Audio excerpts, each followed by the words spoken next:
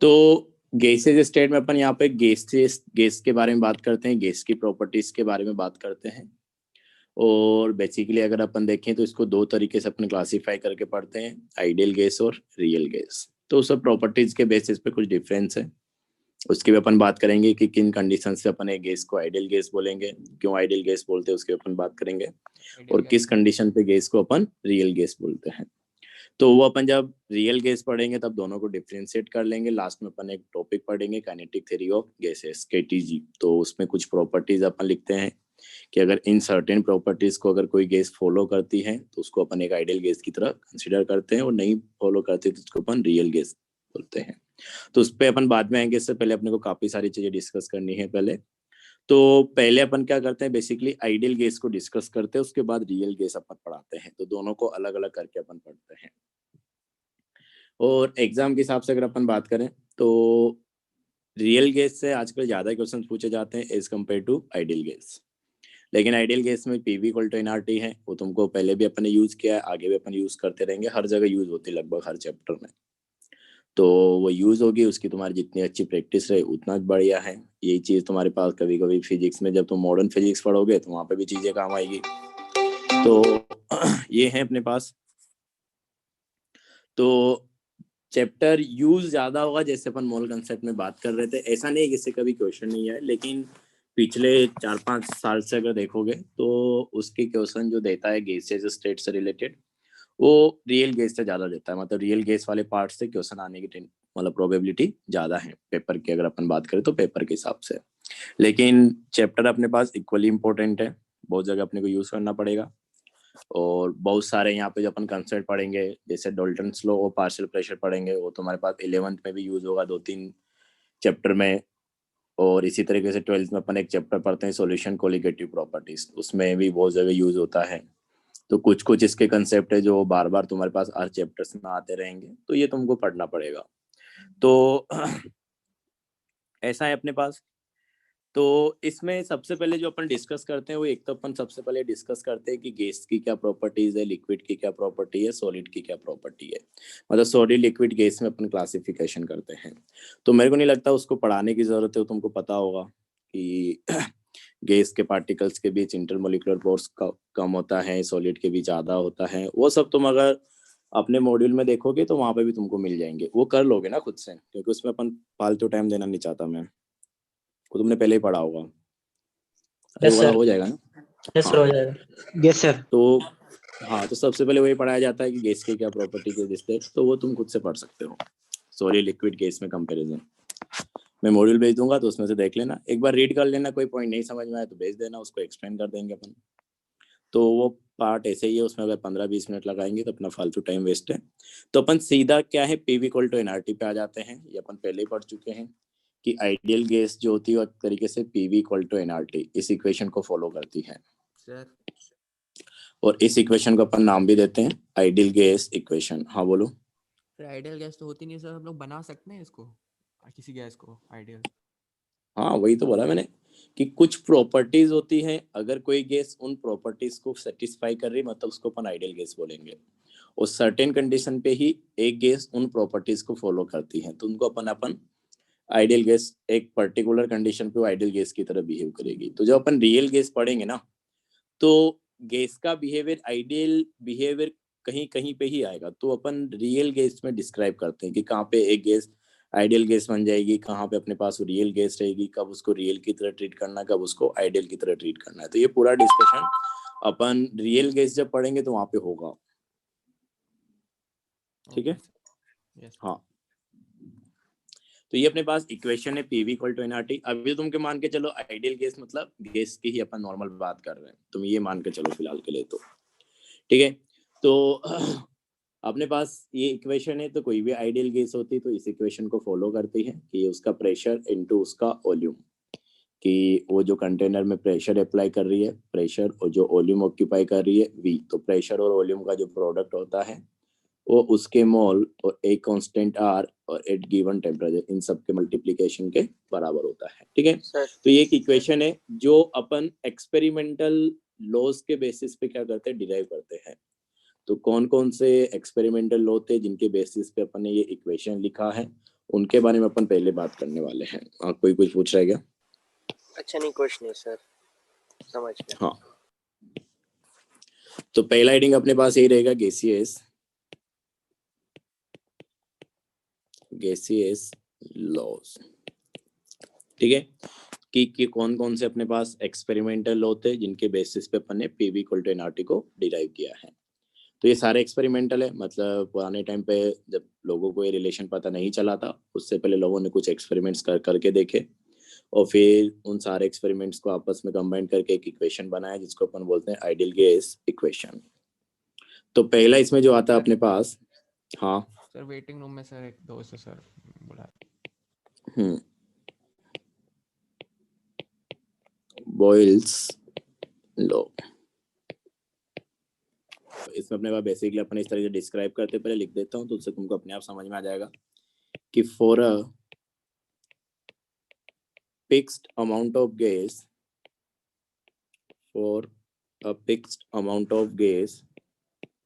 Gas का amount अपन ने fix कर दिया, तो बेसिकली अपन ने क्या कर दिया, मोल कांस्टेंट कर दिया। क्योंकि अगर अपन ने फिक्स अमाउंट में गैस ले लिया, कुछ वेट उसका ले लिया है, मतलब अपने पास गिवन मास जो है वो फिक्स हो गया। मोलर मास तो एक पर्टिकुलर केस के लिए क्या होता है, सेम ही रहेगा, तो मोल एक तरीके से अपने पास कांस्टेंट हो गया। तो for a fixed amount of gas at constant temperature,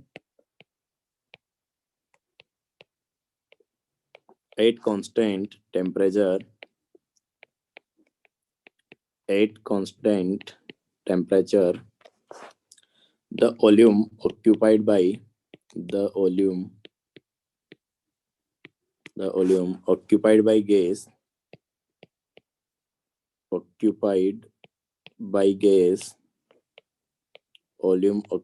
gas is inversely proportional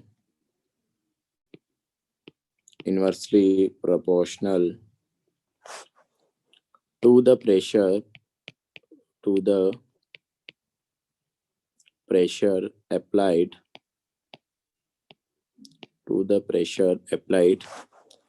on the gas। ठीक है, तो देखो अपने पास ऐसा कुछ बोलना चाह रहा अपने पास, इसको मैं थोड़ा डायग्राम से एक्सप्लेन करता हूँ, थोड़ा क्लैरिटी आएगी तुमको। कि अपने पास जो है एक कंटेनर है, ठीक है। इस कंटेनर पे अपन ने क्या किया, पिस्टन लगा दिया। तो ये अपने पास पिस्टन लगा हुआ है इस कंटेनर में। पिस्टन का मतलब समझते हो ना तुम, मूव कर सकता है यस सर। कि ये जो पिस्टन है अपने पास से ऊपर नीचे मूव कर सकता है। जैसे तुमने जो इंजेक्शन देखा होगा उसके पीछे जो होता है, जिससे अपन उसको ऊपर प्रेस करते हैं तो मूव कर सकता है, तो वैसा कुछ है। हाँ, तो ये है अपने पास। अब इसमें अपन ने क्या बोला कि अपन ने क्या किया कि for fix amount of gas, की फिक्स अमाउंट में अपन ने क्या लिया, गैस लिया, मतलब कांस्टेंट मोल फिक्स कर दिया अपन ने कि यहाँ पे अपन ने कुछ गैस लिया होगा और उस गैस का अपन इसमें कंटेनर में डाल के अपन ने पिस्टन लगा दिया। ठीक है, तो एक तरीके से अपने पास गैस का अमाउंट क्या हो गया, फिक्स हो गया। अब अपन एक कांस्टेंट टेम्परेचर बात कर रहे हैं, तो टी अपने पास क्या है, कांस्टेंट है। अब ऑब्वियस सी बात है कि अगर अपने पास क्या करते हैं, इस कंटेनर में अगर अपन क्या करेंगे, प्रेशर को बढ़ाएंगे। कि मान लो कि यहाँ पे अपन ने क्या है, पिस्टन के ऊपर पहले कुछ मास m1 रख रखा है, तो इस पिस्टन के ऊपर अपन ने m1 मास रख रखा है। तो इस m1 के करस्पॉन्डिंग अपने पास क्या हुआ, कुछ प्रेशर लगेगा P1, कुछ प्रेशर अपने पास लगेगा P1, और उस P1 प्रेशर पे अपने पास क्या है, इस गैस ने कुछ वॉल्यूम ऑक्यूपाई कर रखा होगा P1। अब अगर मैं क्या करता हूँ कि इसमें प्रेशर बढ़ाने के लिए अपने पास मैंने कुछ एक और मास ला के रख दिया इसमें M2। तो जैसे मैं M2 मास इसके ऊपर ला के रखूंगा तो अपने पास क्या होगा कि प्रेशर बढ़ जाएगा। और ये तुम कॉमन सेंस से सोच सकते हो कि अपने पास जैसे अपन पिस्टन के ऊपर क्या करेंगे, मास बढ़ाएंगे, तो पिस्टन क्या होगा, नीचे की तरफ मूव करेगा। पिस्टन अगर नीचे की तरफ जाएगा और कुछ एक सर्टेन पॉइंट के बाद जाके वापस अपने पास से रुक जाएगा, तो पिस्टन अपने पास अभी इस पोजीशन पे आ जाएगा कि अपन ने क्या कर दिया, अभी यहाँ पे जो मास है वो M1 प्लस M2 कर दिया। कि ये M1 इस तरीके से था और अपन ने साथ में एक और मास यहाँ पे रख दिया M2। तो यहाँ पे प्रेशर जो है ज्यादा हो जाएगा, ऑब्वियस सी बात है, मास बढ़ा है तो प्रेशर बढ़ेगा, तो प्रेशर यहाँ पे क्या हो गया P2, और P2 प्रेशर पे अपने पास जो गैस था, अब इसका वॉल्यूम क्या हो जाएगा V2। तो देख सकते हो अगर अपन पास पिस्टन नीचे की तरफ जा रहा है तो इसका मतलब क्या है अपने पास की वॉल्यूम क्या हुआ है, कम हुआ है प्रेशर बढ़ाने पे। तो यही किया गया होगा जब मतलब ये लो आया होगा तो अपने पास एक कंटेनर में गैस लिया गया होगा और उस गैस पे अपन ने पिस्टन लगा के ऊपर से अपन प्रेशर बढ़ाते जा रहे हैं।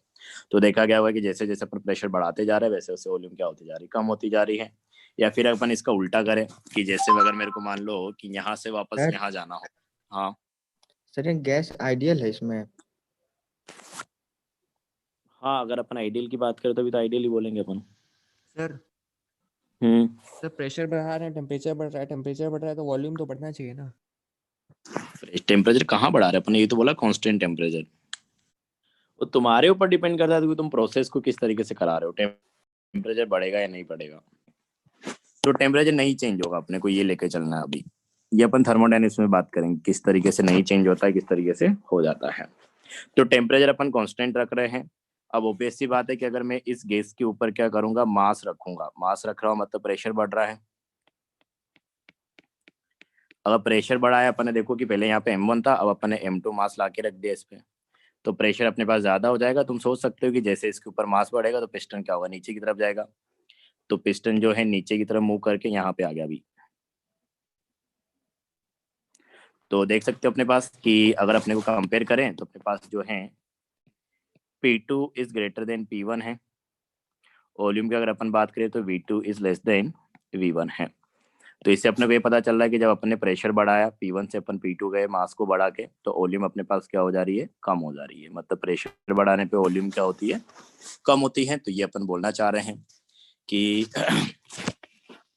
Volume is inversely proportional to pressure. तो ये अपने पास बॉयल्स लॉ है, जिसमें अपन ये बोलते हैं कि वॉल्यूम अपने पास क्या होता है, इनवर्सली प्रोपोर्शनल होता है किसका, प्रेशर। हाँ, तो यहाँ से अपन वही कर सकते हैं कि प्रोपोर्शनल साइन को हटाने के लिए कुछ कांस्टेंट ले सकते हैं कि अपने पास V इक्वल टू क्या आ जाएगा, कुछ कांस्टेंट के डिवाइडेड बाई P। मतलब अपने पास क्या आ जाएगा, PV equal to constant.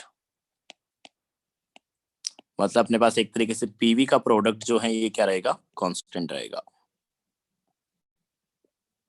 PV का प्रोडक्ट जो है अपने पास कांस्टेंट रहेगा, ठीक है। और अपन यहाँ से बोल सकते हैं, एक और तरीके से इसको लिख सकते हो कि इनिशियल कंडीशन पे जो प्रेशर था P1, इनिशियल कंडीशन पे जो वॉल्यूम था V1 इक्वल टू अपने पास क्या रहेगा, फाइनल जो प्रेशर है P2 और फाइनल जो वॉल्यूम है V2। तो ये इक्वेशन अपने पास बन जाएगा कि P1 V1 equal to P2 V2। तो ये बॉयल्स लॉ का इक्वेशन हो गया। ऐसे भी क्वेश्चन आ जाते हैं कि इक्वेशन कौन सी है बॉयल्स लॉ के करस्पॉन्डिंग, तो P1 V1 equal to P2 V2, क्योंकि अपन प्रेशर और वॉल्यूम को ही सिर्फ चेंज करा रहे हैं, मोल टेम्परेचर वगैरह अपन ने कांस्टेंट रख रखा है। कि अपन अमाउंट फिक्स कर दिया मतलब मोल फिक्स हो गया। ये तो बोला अपने की फिक्स अमाउंट ऑफ गैस। तो अमाउंट अगर अपन ने फिक्स किया है तो मोल अपने पास फिक्स है, और टेम्परेचर अपन कांस्टेंट रख ही रहे हैं, टेम्परेचर को चेंज नहीं होने दे रहे हैं। ये टेम्परेचर कांस्टेंट मतलब अपन उसको चेंज खुद से नहीं होने दे रहे, ऐसा अपन ने कंडीशन क्रिएट कर रखी है कि गैस का टेम्परेचर चेंज नहीं होगा। तो ये है अपने पास। तो ये हो गया अपने पास। तो पहला ये था अपने पास कि जो वॉल्यूम होता है या जो प्रेशर होता है वो इनवर्सली प्रोपोर्शनल है वॉल्यूम के, या वॉल्यूम इनवर्सली प्रोपोर्शनल है प्रेशर के, अगर बाकी चीजों को अपन कांस्टेंट रखते हैं तो पहला अपने पास ये हो गया। दूसरा अगर अपन देखें इसमें, अच्छा क्लियर है ना, ये सोच सकते हैं कि प्रेशर अगर अपन बढ़ाएंगे तो वॉल्यूम क्या होगी, कम होगी। तो ये हो गया अपने पास। सेकंड अपने पास जो आएगा इसमें, सेकंड अपने पास आता है क्या, चार्ल्स लॉ। सर ये जो लॉ है ये एक ही गैस के लिए एप्लीकेबल है ना, P1 V1 equals P2 V2? एक ही गैस के लिए, हाँ एक ही गैस के लिए रहेगा, ऑब्वियस सी बात है यार। अलग अमाउंट में ले लोगे तुम दूसरी गैस को तो कैसे अप्लाई होगा उस पर। सर लेकिन वो नहीं मानेंगे कि एक ही वॉल्यूम गैस का एक ही मतलब मोल्स दोनों का सेम रहता है, तो फिर उससे नहीं रिलेशन होगा क्या कुछ? नहीं, दो गैस का अगर मोल तुमने सेम लिया है तब, और सेम टेम्परेचर पे बात कर रहे हो तो तब तो सेम हो जाएगा। आएंगे सर अपन वही उस नहीं पर कर चीजों रहे हैं पे। आप। Okay sir. क्या चीज, हाँ। तो इसने अपने पास क्या किया था कि इसने अपने पास वही सेम तरीके से, अब की बार अपन क्या करेंगे कि for a fixed amount of gas, fixed amount of gas अपन ने एक पर्टिकुलर अमाउंट में गैस ले लिया, मतलब गैस के मोल अपन ने क्या कर दिया, कांस्टेंट कर दिए। 8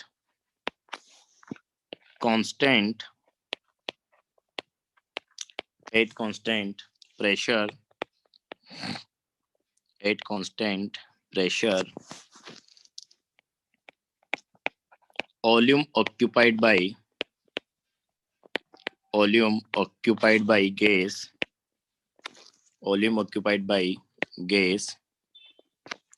is directly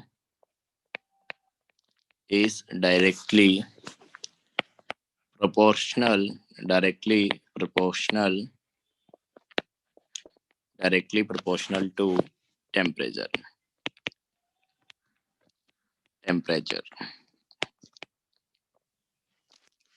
ठीक है, टेम्परेचर ऑफ गैस, और पूरा ऐसे लिखो, टेम्परेचर ऑफ द गैस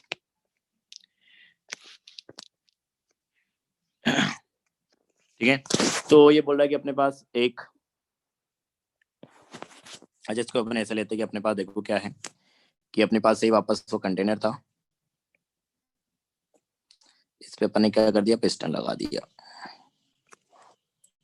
तो ये कंटेनर अपने पास, इसमें अपन ने पिस्टन लगा रखा है और यहाँ पे अपन ने क्या कर रखी, एक गैस ले रखी, गैस अपन ने फिल करा रखी है और इसका अमाउंट अपन ने कुछ ले लिया फिक्स। तो उसके करस्पॉन्डिंग अपने पास कुछ एन मोल रहेंगे, मतलब ये कंटेनर था, उसमें अपन ने कुछ सर्टेन अमाउंट में गैस डाली, कुछ एन मोल अपन ने गैस का डाला और पिस्टन लगा दिया। ठीक है, तो गैस का अमाउंट अपने पास क्या हो गया, अब फिक्स हो गया। अब अपन प्रोसेस को इस तरीके से करा रहे हैं कि अपन क्या करेंगे, प्रेशर को तो कांस्टेंट रखना है अपने को, प्रेशर को अगर अपने को कांस्टेंट रखना है। अब मैंने क्या किया कि टेम्परेचर के साथ में क्या देखना चाह रहा हूँ, वॉल्यूम का वेरिएशन देखना चाह रहा हूँ कि अपन वही बात करें कि for a fixed amount of gas, कि अपन ने फिक्स अमाउंट में गैस ले रखा है कंटेनर के अंदर, 8 कांस्टेंट प्रेशर, तो प्रेशर को अपने को कांस्टेंट रखना है। तो ऐसी कंडीशंस अपने को क्रिएट करानी कि प्रेशर वहां पे चेंज ना हो। अब मेरे को बात करनी कि volume occupied by gas is directly proportional to temperature, मतलब मैं वॉल्यूम का वेरिएशन देखना चाह रहा हूँ किसके साथ, टेम्परेचर के साथ, कि अगर मैं टेम्परेचर को चेंज करता हूँ तो वॉल्यूम पे क्या फर्क पड़ेगा।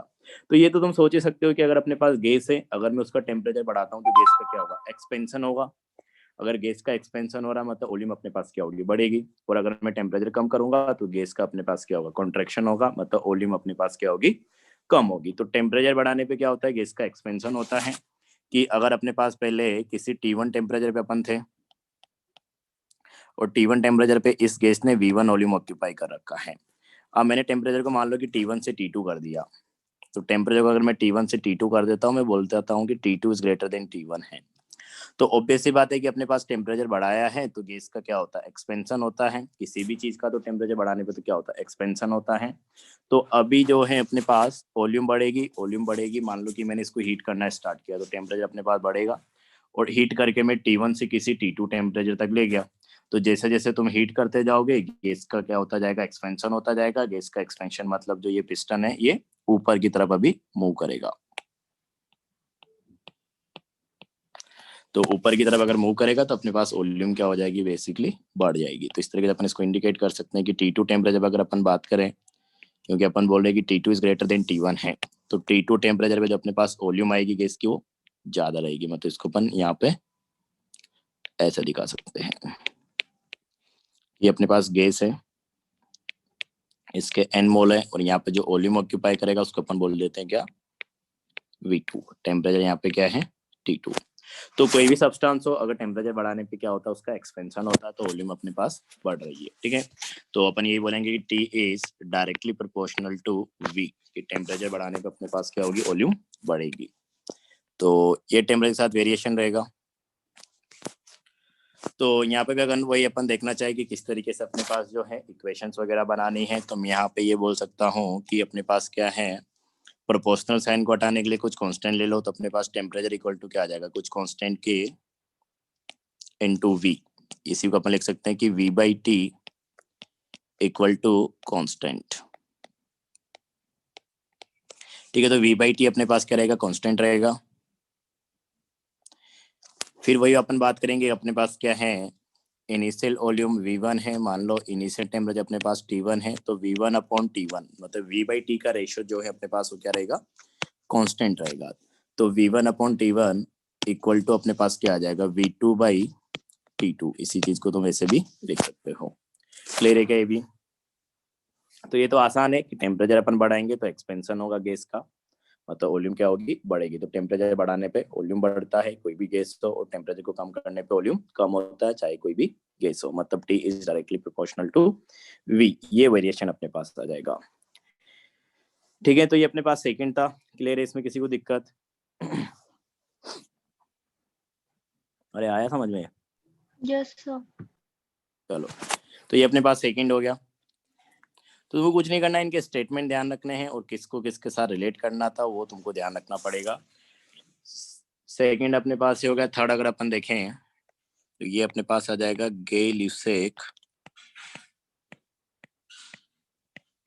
गै-ल्यूसेक लॉ। तो ये अपन किसके बारे में बात करता है देखो कि फॉर यहाँ पे अपन अमाउंट फिक्स रखेंगे, for a fixed amount of gas, for a fixed amount of gas, for a fixed amount of gas at constant volume. की अगली अब की बार अपन क्या कर रहे हैं, वॉल्यूम को कांस्टेंट रखेंगे कि अपन ने वॉल्यूम को कांस्टेंट रखा होगा। तो at constant volume, at constant volume pressure of gas, pressure of gas is directly proportional to, is directly proportional, directly proportional to temperature, directly proportional to temperature of gas, कि gas को अपने को किस temperature पे रखा हुआ है। ठीक है, तो यहाँ पे अपन ने क्या किया, बेसिकली अगर देखोगे तो कि अपन ने क्या कर दिया, अमाउंट तो वही फिक्स रखा है कि सर्टेन अमाउंट में अपन ने गैस लिया है और सर्टेन अमाउंट में अपन ने गैस लेके कांस्टेंट वॉल्यूम को भी अपन क्या कर रहे हैं, गैस का कांस्टेंट रखे हुए हैं। अब मैं टेम्परेचर का वेरिएशन देखना चाह रहा हूँ किसके साथ, प्रेशर के साथ। तो मैं बोल रहा हूँ कि प्रेशर जो है गैस का, pressure of gas is directly proportional to, pressure of gas is directly proportional to temperature. मतलब ये बोलना चाह रहा है कि अगर मैं वॉल्यूम को कांस्टेंट कर दूं, गैस के मोल फिक्स कर दूं, अमाउंट फिक्स कर दूं, तो टेम्परेचर बढ़ाने पे अपने पास क्या होता है, प्रेशर बढ़ता है। तो देखो इसको कैसे अपन समझ सकते हैं कि अपने पास मान के चलो ये अपने पास एक रिजिड कंटेनर था। रिजिड कंटेनर मतलब उसका वॉल्यूम चेंज नहीं हो सकता। जैसे अपने पास तुम्हारा रूम है, जिस रूम में तुम बैठे हो, तो रूम की अगर अपन बात करें तो रूम के अपने पास क्या है, जो चारों बाउंड्रीज है वो मूव नहीं कर सकती। तो जब तक अपने पास एक कंटेनर की चारों बाउंड्रीज जो है वो मूव नहीं करेगी तब तक अपने पास वॉल्यूम चेंज नहीं हो सकती। कि जिस रूम में अपन बैठे हैं उस रूम का अपने पास क्या है, बाउंड्रीज मूव नहीं कर सकती, वो फिक्स्ड बाउंड्रीज है। अगर वो फिक्स है तो मूव नहीं कर सकती तो उसका वॉल्यूम कभी चेंज नहीं हो सकता। तो इसी तरीके से अपने पास एक कंटेनर ले रहे हैं जिसके अपने पास चारों जो बाउंड्री रहेगी वो मूव नहीं कर सकती, मतलब उसका वॉल्यूम अपने पास क्या रहेगी, कांस्टेंट रहेगी। तो ये सारी फिक्स्ड बाउंड्रीज है इसकी। ठीक है, तो अगर मगर यही कंटेनर में इस तरीके का ले लेता है जिसमें पिस्टन लगा हुआ है, ये वाला, तो यहाँ पे अपने पास क्या होता है कि ये पिस्टन जो है ये मूव कर सकता है। तो अपने पास जब ये पिस्टन मूव कर सकता है मतलब वॉल्यूम अपने पास क्या हो सकती है, चेंज हो सकती है। लेकिन इस वाले केस में अपन ने क्या किया कि वॉल्यूम अपने को कांस्टेंट रखना है, क्योंकि अपन बात ही कर रहे हैं कि एट कांस्टेंट वॉल्यूम।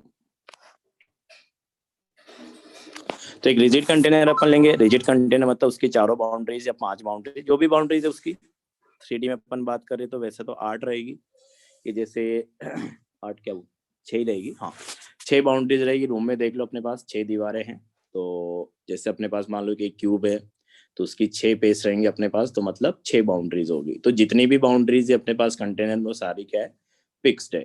तो अगर बाउंड्रीज फिक्स्ड होती हैं किसी भी कंटेनर की तो एक तरीके से अपने पास क्या होता है, उसका वॉल्यूम जो होता है कांस्टेंट होता है। और ऐसा कंटेनर जिसमें सारी बाउंड्रीज अपने पास फिक्स्ड है उसको अपन नाम देते हैं रिजिड कंटेनर।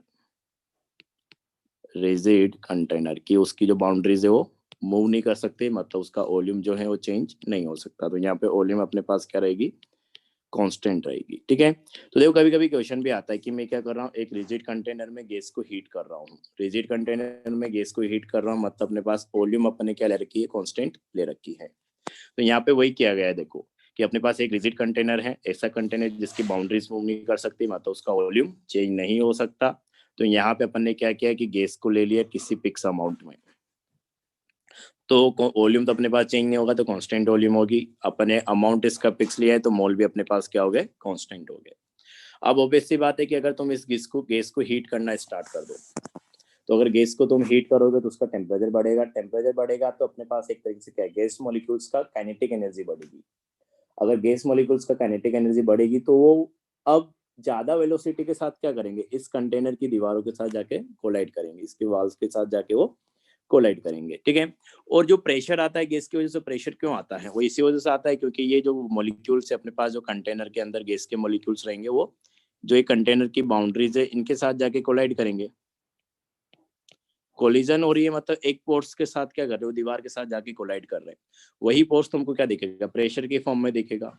तो गैस मॉलिक्यूल्स जितनी ज्यादा वेलोसिटी के साथ कंटेनर की बाउंड्रीज के साथ कोलाइड करेगा, उतना ज्यादा अपने पास क्या आएगा, प्रेशर आएगा। और जितना ज्यादा प्रेशर आएगा तो प्रेशर पर यूनिट एरिया, उसी को अपन क्या बोलते हैं, sorry force per unit area, उसी को अपन क्या बोलते हैं, प्रेशर। तो बेसिकली मैं ये कहना चाह रहा हूँ कि अगर अपन टेम्परेचर बढ़ाते हैं तो गैस मॉलिक्यूल्स का काइनेटिक एनर्जी बढ़ेगा।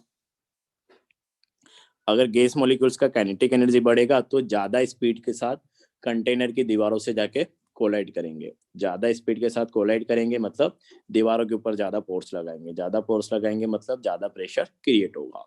तो ये अब तुम ऐसे सोच सकते हो कि टेम्परेचर बढ़ाने में अपने पास मॉलिक्यूल्स का काइनेटिक एनर्जी बढ़ रहा है, वेलोसिटी बढ़ रही है, तो उसकी वजह से अपने पास क्या होगा, प्रेशर भी बढ़ेगा। तो ये बोलना चाह रहा है कि temperature is directly proportional to pressure की, जैसे जैसे तुम टेम्परेचर बढ़ाओगे वैसे वैसे अपने पास प्रेशर भी बढ़ता जाएगा। क्लियर है क्या ये? सर तो मास भी तो बढ़ेगा अगर हम लोग प्रेशर बढ़ाएंगे। यस क्या बढ़ेगा, मास वॉल्यूम कांस्टेंट। मास कैसे बढ़ सकता है? अगर किसी चीज को तुम हीट करने लेकिन लगते हो तो आपने क्या जो उसका मास फर्स्ट बढ़ वाला जाता लॉ है? लिखवाया है उसमें तो आपने यही शो किया है फिगर में कि एक m1 मास था, उससे p1 प्रेशर था, दूसरा मास आपने एक m2 लिया, उससे p2 प्रेशर हो गया, तो इंक्रीज हो गया प्रेशर फर्स्ट लॉ में। तो अरे इसमें अपन गैस का मास थोड़ी बढ़ा रहे, बाहर से मास डाल रहे पिस्टन के ऊपर। Okay sir. इसको अलग, ये सिचुएशन अलग है। यहाँ पे देखो तो सही कि ये मास जो है अपने पास बाहर से है, तो यहाँ पे इस मास की वजह से भी P1 प्रेशर आ रहा था। अब अपने बाहर ये मास इसलिए बढ़ाया ताकि प्रेशर अपने पास चेंज हो जाए, क्योंकि अपन यहाँ से बाहर से प्रेशर चेंज करना चाह रहे थे। गैस के ऊपर जो प्रेशर लग रहा है उसकी अपन बात कर रहे हैं, गैस के अंदर अपन देख ही नहीं रहे अभी। और यहाँ पे जो भी बात कर रहे हैं, यहाँ पे अपन गैस की वजह से जो प्रेशर आ रहा है उसकी बात कर रहे हैं। तो गैस की वजह से जो प्रेशर आएगा वो कैसे आएगा अपने पास, गैस की वजह से प्रेशर आएगा इसकी कोलिजन्स की वजह से। तो दोनों में डिफरेंस है, मास ऐसे नहीं चेंज होता है किसी भी सब्सटेंस का। अभी डिफरेंस समझ में आया कि कब किसकी मैं बात कर रहा हूँ, कहाँ पे? Yes sir. हाँ, तो बाहर अपन मास इसलिए ऐड कर रहे थे ताकि जो एक्सटर्नल प्रेशर लग रहा है वो बढ़ जाए, कि यहाँ पे m1 मास अपन ने रख रखा था ताकि प्रेशर P1 क्रिएट हो सके बाहर से। फिर अपने पास जो है अपने मास लाके रखा m2, तो उसकी वजह से ज्यादा प्रेशर आएगा इस पिस्टन के ऊपर, तो इसलिए नीचे चला जा रहा था, ये अपन बोल रहे थे। अच्छा, तो तुम्हारा डाउट इसमें ये होना चाहिए था कि ये अपने पास जो है एक्सटर्नल प्रेशर के हिसाब से अपन ने गैस का प्रेशर कैसे रिलेट कर दिया। तो ये अपन देखो ऐसे रिलेट कर रहे हैं। ये डाउट अगर तुम पूछे तो अच्छी बात है कि यहाँ से अपने पास अपन ने बोला कि एक्सटर्नल प्रेशर जो है P1 लग रहा है इस M1 मास की वजह से। तो बेसिकली अपने पास क्या है, जितना एक्सटर्नल प्रेशर है P1, इतना ही प्रेशर अपने पास गैस भी लगाएगा इस पिस्टन के ऊपर। P गैस 1, उसको ऐसे लिख दो, क्योंकि अगर ये पिस्टन स्टार्टिंग में रुका हुआ था यहाँ पे, तो इस पिस्टन के रुके होने का मतलब क्या है कि इस पे ऊपर से जितना प्रेशर लग रहा है नीचे नीचे नीचे से भी अपने पास उतना प्रेशर लग रहा होगा। और इस पिस्टन पे अगर नीचे देखोगे तो गैस प्रेशर लगा रहा है और ऊपर से अपन प्रेशर क्रिएट करवा रहे हैं। तो P1 अपने पास जो है ये अपन ने एक्सटर्नली जो क्रिएट करा रखा है, और अगर ये पिस्टन रुका हुआ था यहाँ पे, तो इसका मतलब है कि जितना प्रेशर बाहर से लग रहा था उतना ही अपने पास गैस भी प्रेशर लगा रही है। तो उसी प्रेशर को मैं गैस के प्रेशर के साथ भी रिलेट कर दे रहा हूँ, ठीक है। अब मैंने क्या किया कि इसके ऊपर मास ला के रख दिया, तो मास लाके अगर मैंने रखा तो यहाँ पे प्रेशर अभी क्या हो गया, P2 हो गया। प्रेशर जो है अपने पास ये P2 हो गया, मतलब एक्सटर्नल प्रेशर अपने बढ़ा दिया। तो गैस का प्रेशर तो यहाँ पे 1 ही था, तो इसी वजह से तो अपने पास क्या हुआ कि बाहर अपन ने मास रखा M2, तो उसकी वजह से बाहर का प्रेशर बढ़ गया, अंदर का प्रेशर क्या रह गया, कम रह गया, तो प्रेशर डिफरेंस आ गया, इसकी वजह से पिस्टन अपने पास क्या आ गया, नीचे आ गया, और फिर अपने पास इस जगह पे वापस पिस्टन आके रुक गया यहाँ पे। वेसल ब्रेक भी तो सकता है फिर प्रेशर बढ़ाते बढ़ाते। क्या चीज? वेसल ब्रेक हो जाएगा। ब्रेक कैसे हो जाएगा, उसकी भी तो कुछ कैपेसिटी होगी ना, हर मटेरियल की कैपेसिटी होती है। अगर तुम बढ़ाते जाओगे, प्रेशर बढ़ाते जाओगे, तब हो सकता है कि वो ब्रेक कर जाए। सर ये जो हम प्रेशर लगा रहे हैं P1 और नीचे गैस लगा रही है P, ये न्यूटन थर्ड लॉ से रिलेटेड है या फिर जनरल है? वही बोल सकते हो कि देखो फोर्स तो बैलेंस रहेगा ना, अगर पिस्टन रुका हुआ तो तुमको तो ऐसे देखो ना कि अपने पास ऊपर ये पिस्टन अपन बोल रहे हैं कि एकदम हवा में लटका हुआ है, इसका मतलब तो ये हुआ ना कि आप बीच में तो हवा में लटका हुआ है, क्योंकि तो मूव कर सकता है। तो इसमें बाहर से जितना प्रेशर लग रहा होगा that is external pressure P1, अंदर से भी उतना ही प्रेशर लग रहा होगा इस पे, तो अंदर से कौन प्रेशर लगाएगा, गैस लगाएगा अपने पास, तो गैस का जो प्रेशर है दोनों बराबर रहा होगा, इसलिए मैं P1 को एक तरीके से गैस के प्रेशर की तरह ही ट्रीट कर रहा हूँ उसको मैं। और यहाँ पे अपने पास बाहर का प्रेशर बढ़ा दिया तो अपने पास पिस्टन नीचे जा रहा था, तो यहाँ पे अब वापस पिस्टन रुक गया इस कंडीशन पे, इस कंडीशन पे वापस पिस्टन रुक गया, मतलब यहाँ पे भी गैस कुछ प्रेशर लगा रहा होगा, तो इस कंडीशन में जो गैस का प्रेशर है वो अपने पास क्या रहेगा, P2 के बराबर ही रहेगा। इस केस में तो क्या चीज? सर मिनिमम प्रेशर लग रहा होगा इस केस में गैस के थ्रू। मिनिमम क्यों लगेगा, ज्यादा लगेगा ना इसमें तो। सर सेकंड वाला जो केस आपने, सेकंड वाले केस में अगर पिस्टन को देखोगे तुम, तो सेकंड वाले केस में पिस्टन वापस आके रुक गया यहाँ पे इस पोजीशन पे, और बाहर से अपन प्रेशर लगा रहे क्या P2, और इधर से अगेन गैस का प्रेशर लग रहा है P गैस 2,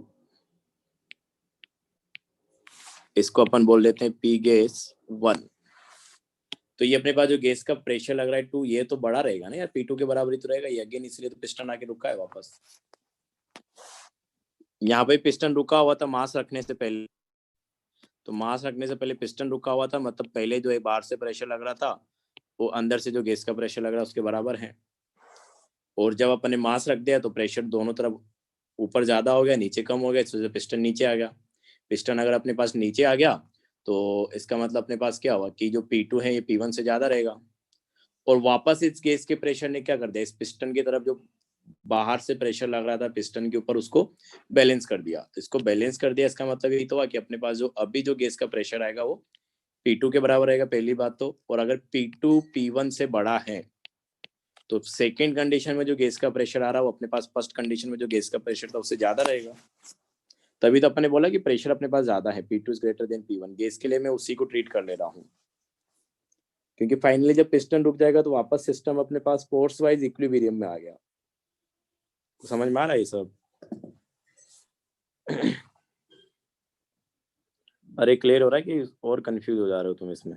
लग रहा और कंफ्यूजन हो गई सर, ये गैस वाले प्रेशर पे कंफ्यूजन हो रहा है। इसको ऐसे समझ गए हैं सर। Yes sir. सर मतलब वो बढ़ कैसे रहा है, P2 तो बढ़ रहा है वो समझ में आया, P2 गैस वाला कैसे बढ़ गया? ऐसे नहीं बढ़ेगा गैस वाला, कि अपने पास पहले पिस्टन यहाँ पे था, ये सर अपन ऐसे बोल बोल सकते हैं ना कि जो गैस के पार्टिकल्स जब हिट करेंगे कंटेनर को तो अगर ज्यादा वॉल्यूम होगा तो कम प्रोबेबिलिटी है, अगर वॉल्यूम कम कर जाए तो और ज्यादा मॉलिक्यूल्स हिट करेंगे, ज्यादा प्रोबेबिलिटी है। उसी वजह से हो रहा है, एकदम सही सोच रहे हो। एंट्रोपी बढ़ जाएगी। ये है अपने पास, तो यहाँ पे अपने पास देखो स्टार्टिंग में पिस्टन रुका हुआ था, तो अपन बोल रहे कि बाहर से अपन इसमें M1 मास रख रखा था, तो M1 मास रख रखा था, इसका मतलब अपन ने इस M1 मास से कुछ प्रेशर क्रिएट करा रखा है बाहर से P1। अब अगर अपने पास अंदर गैस है तो पहली बात तो गैस प्रेशर क्यों लगाएगा, क्योंकि अगर गैस प्रेशर नहीं लगाता तो पिस्टन तो नीचे आ जाता, क्योंकि एक डायरेक्शन से अगर प्रेशर लगेगा मतलब एक ही डायरेक्शन से फोर्स आ रहा, तब तो भी पिस्टन को नीचे आ जाना चाहिए था।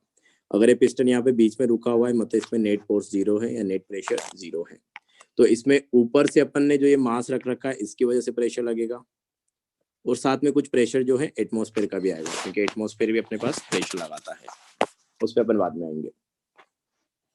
तो इस M1 की वजह से अपने पास पिस्टन पे ऊपर की तरफ से जो है P1 प्रेशर आ रहा है, और वो भी क्यों आएगा, क्योंकि तुमको पता है नीचे क्या करेगा, ये फोर्स लगाएगा क्या, ग्रेविटी की वजह से mg। तो P1 को अगर अपन लिखेंगे तो अपन ऐसा लिख सकते हैं कि P1 equal to mg by a। ठीक है, ये तो समझ में आता होगा इतना तो। हाँ, तो पिस्टन में ऊपर से प्रेशर लग रहा है इस मास m1 की वजह से, और अगर ये पिस्टन रुका हुआ है इसका मतलब क्या है कि गैस भी क्या कर रहा है, इसमें नीचे से प्रेशर लगा रहा होगा। तो ये अपने पास P गैस है 1, मतलब इसको अगर मैं 0.1 बोलता हूँ तो वहां पे एक्सटर्नल जो प्रेशर आ रहा है उसको अपन P1 बोल रहे हैं, और गैस का जो प्रेशर आ रहा है उसको अपन P गैस 1 बोल रहे हैं। तो ये पिस्टन स्टार्टिंग में रुका हुआ था तो अपने पास यही बोलेंगे कि P1 इक्वल टू पहले पॉइंट पे जो गैस का प्रेशर था P गैस 1। ठीक है, अब अपन ने क्या किया, इस पे मास M2 लाके रख दिया कि एक और मास अपन ने लाके रख दिया। तो एक और मास अगर अपन ने लाके रख दिया तो अभी तो अपने पास क्या हो जाएगा, प्रेशर ज्यादा हो जाएगा। तुम ठीक उसी पॉइंट को सोचो जिस पॉइंट पे अपन ने क्या किया, ये प्रेशर को लाके रखा है, मतलब इस M2 मास को अपन ने लाके रखा है। तो प्रेशर अपने पास क्या हो जाएगा, P1 से P2 हो जाएगा। और P2 अपन कैसे लिखेंगे, दो मास आ गए अपने पास M1 प्लस M2,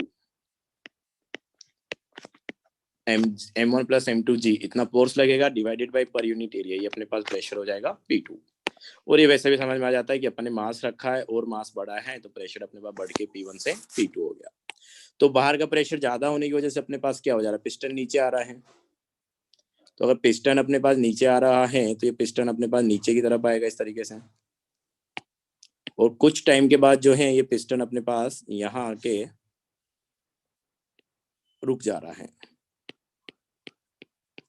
तो बाहर प्रेशर बढ़ा, इसी वजह से पिस्टन अपने पास नीचे आया है। और अभी जो बाहर से प्रेशर लग रहा है M1 और M2 मास की वजह से अपने पास कितना है, P2 है, कि दो मास अपने रख रखा है यहाँ पे, एक M1 दूसरा अपने पास M2। अब ये पिस्टन वापस यहाँ आके रुक गया, इसका मतलब क्या है, इसका मतलब है कि बाहर से अपने पास जो प्रेशर लग रहा है P2, ये प्रेशर वापस बैलेंस हो गया अपने पास गैस के प्रेशर की वजह से।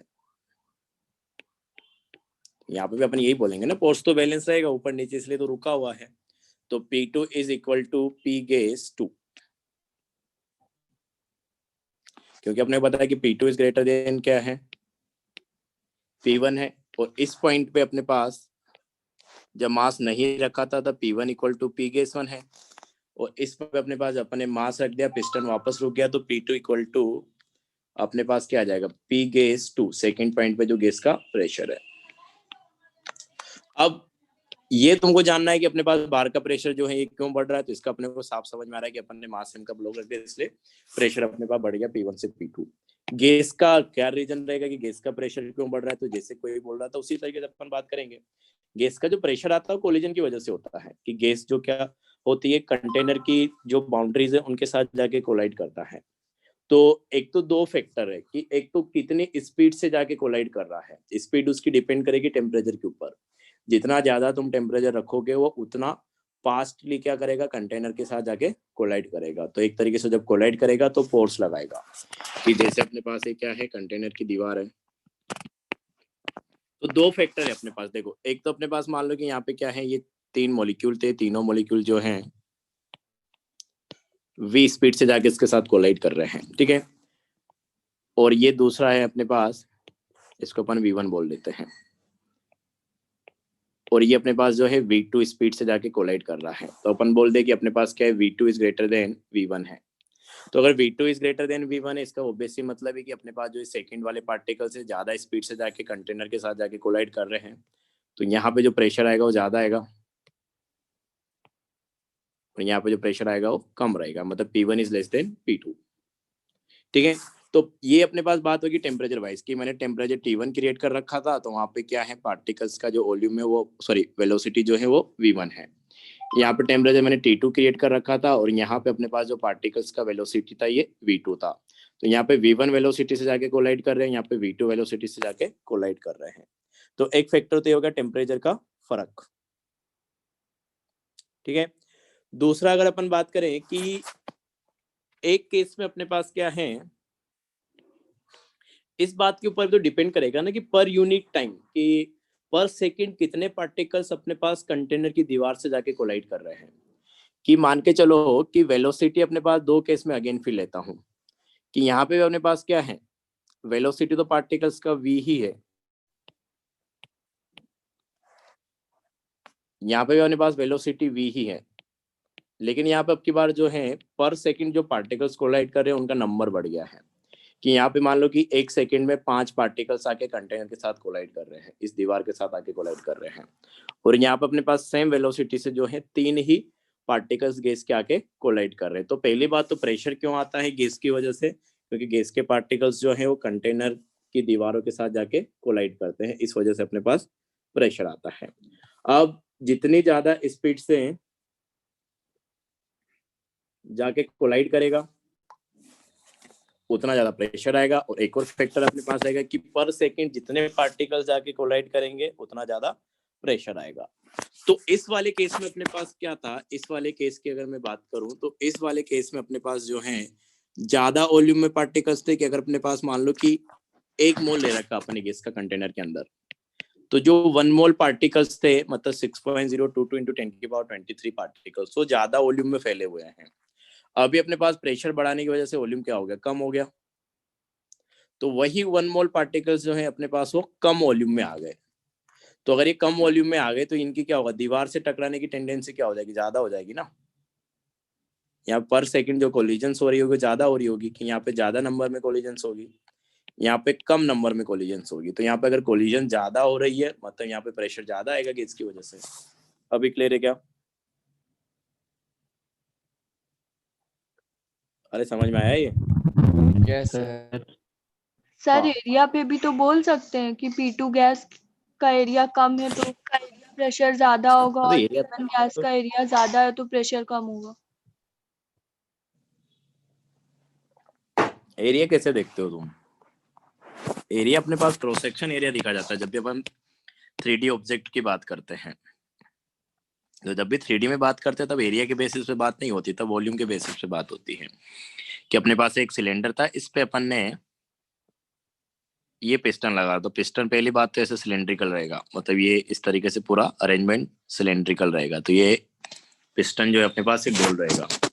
तो एरिया ये सिर्फ एक क्रॉस सेक्शन एरिया देखा जाएगा, तो इसके बेसिस पे तुम कुछ नहीं बोल सकते। ये हाइट भी तुमको देखनी पड़ेगी, लेंथ भी देखनी पड़ेगी।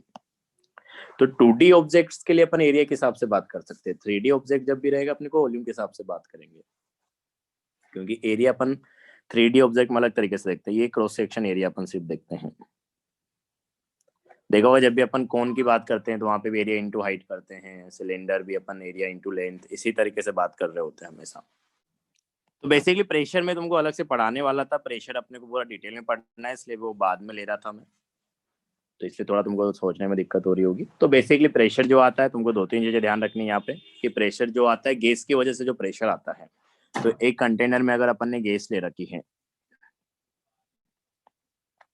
तो ये एक कंटेनर में अगर अपन ने गैस ले रखी है तो इस गैस की वजह से अपने पास प्रेशर आएगा। क्यों आएगा? क्योंकि इस कंटेनर के अंदर जो गैस के पार्टिकल्स होंगे वो कंटेनर की दीवार से जाके कोलाइड करेंगे। तो यहाँ पे 2 चीजें अपने को देखनी होगी कि वो किस वेलोसिटी से जाके कोलाइड कर रहा है। जितने ज्यादा मॉलिक्यूल्स की स्पीड रहेगी, गैस के मॉलिक्यूल्स की स्पीड रहेगी, उतना ज्यादा वो प्रेशर क्रिएट करेंगे, क्योंकि उतनी तेज स्पीड से वो जाके कोलाइड कर रहे हैं। ठीक है। दूसरा डिपेंड करेगा कि पर सेकेंड पर यूनिट टाइम में अपने पास कितने गैस के मॉलिक्यूल्स जो है कंटेनर से जाके कोलाइड कर रहे हैं, तो वो डिपेंड करेगा कि अपने पास नंबर कितना है या फिर तुमने कितनी वॉल्यूम में उनको ले रखा है। तो ये 2 फैक्टर्स हैं, उसके बारे में अपन और भी देखेंगे प्रेशर के बारे में। तो ये हो गया अपने पास। हाँ, तो नेक्स्ट अपने पास जो फोर्थ आएगा, फोर्थ अपने पास रहेगा क्या, लास्ट है कि आवोगैड्रोस या आवोगाड्रो हाइपोथेसिस या आवोगाड्रोस रूल। अरे वही है, आवोगाड्रोस रूल लिख लो, जो भी लिख लो, ठीक है।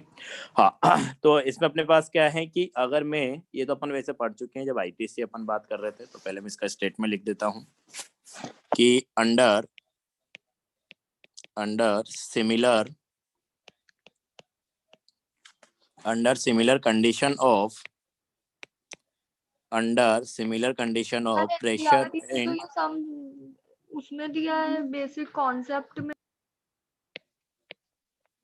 तो वही होगा ना, आईटीसी में दिया होगा, उसने पीवी इक्वल टू एनआरटी पहले यूज कर रखा होगा। ठीक है, तो थोड़ा सा पढ़ाने का तरीका अलग हो जाता है, बाकी तुमको पढ़ाया सब जाता है। कुछ तुम्हारा आईटीसी में दिया होगा, अपन कहीं गैसेस स्टेट में पढ़ रहे हैं तो ये इधर उधर हो जाता है। उसमें एनसीईआरटी वाला क्या करता है, हर साल चेंज करता रहता है, थोड़ा थोड़ा इधर उधर। चेंजेस लाने के नाम पे वो कुछ नहीं करते हैं। 11th के कुछ चैप्टर्स को 12th में डाल देंगे, 12th के कुछ चैप्टर को 11th में डाल देंगे, कुछ पोर्शन को आगे कर देंगे, कुछ को पीछे कर देंगे। एनसीईआरटी वाले हर 2-3 साल में कुछ किताब में जो है एनसीईआरटी जो बुक है उसमें चेंजेस लेके आते हैं। वो चेंजेस के नाम पे वो कुछ नहीं करते, इतना ही करते हैं। थोड़ा सा सिलेबस कम कर देंगे, थोड़ा सा सिलेबस बढ़ा देंगे, बस ऐसे घुमाते रहते हैं लोग। तो ये है अपने पास। तो अंडर और कोचिंग वाले जब से मतलब ये सब स्टार्ट हुआ है तो एक ही पैटर्न को फॉलो कर रहे हैं, तो उसी हिसाब से चलते रहे। थोड़ा बहुत आगे पीछे हो जाएगा, बाकी सारी चीजें तुमको मिल जाएगी। तो ये है अपने पास कि under similar condition of pressure and temperature, pressure and temperature, equal moles of gases will occupy equal volume।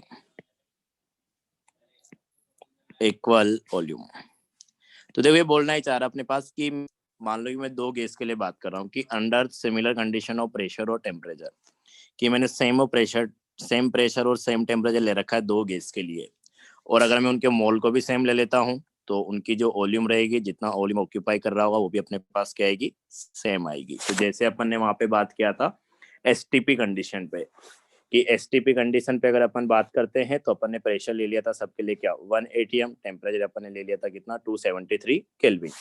तो अपन ने बोला था कि एसटीपी कंडीशन पे कोई भी गैस हो, गैस के नेचर के ऊपर वो डिपेंड नहीं करता है। एक मोल जो है 2.4 लीटर वॉल्यूम क्या करता है, ऑक्यूपाई करता है। तो बेसिकली वही अपने पास इससे रिलेटेड है कि अगर मैं क्या कर दूं, किसी पर्टिकुलर गैस के लिए प्रेशर को कांस्टेंट कर दूं, दो गैस के लिए मैं कंपैरिजन कर रहा हूं, और उन दोनों गैस के लिए अगर मैं टेम्परेचर को भी सेम कर दूं, तो सेम प्रेशर और सेम टेम्परेचर के लिए अगर मैं दो गैस की बात करता हूं, तो अगर मैं अमाउंट दोनों का सेम लूंगा तो जो दोनों वॉल्यूम ऑक्यूपाई करेगा वो भी अपने पास क्या रहेगी, सेम ही रहेगी। बेसिकली ये ऐसा कुछ बोलना चाह रहा है। ठीक है, या इसी स्टेटमेंट को अपन ऐसे भी लिख सकते हैं कि और at same value of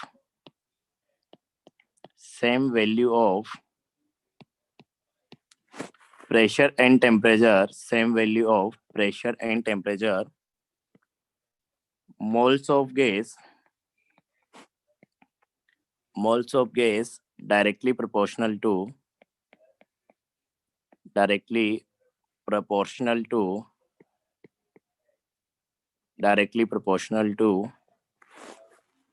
volume, directly proportional to volume, कि जितना ज्यादा अमाउंट लोगे उतना ज्यादा वो क्या करेगा, वॉल्यूम ऑक्यूपाई करेगा। तो volume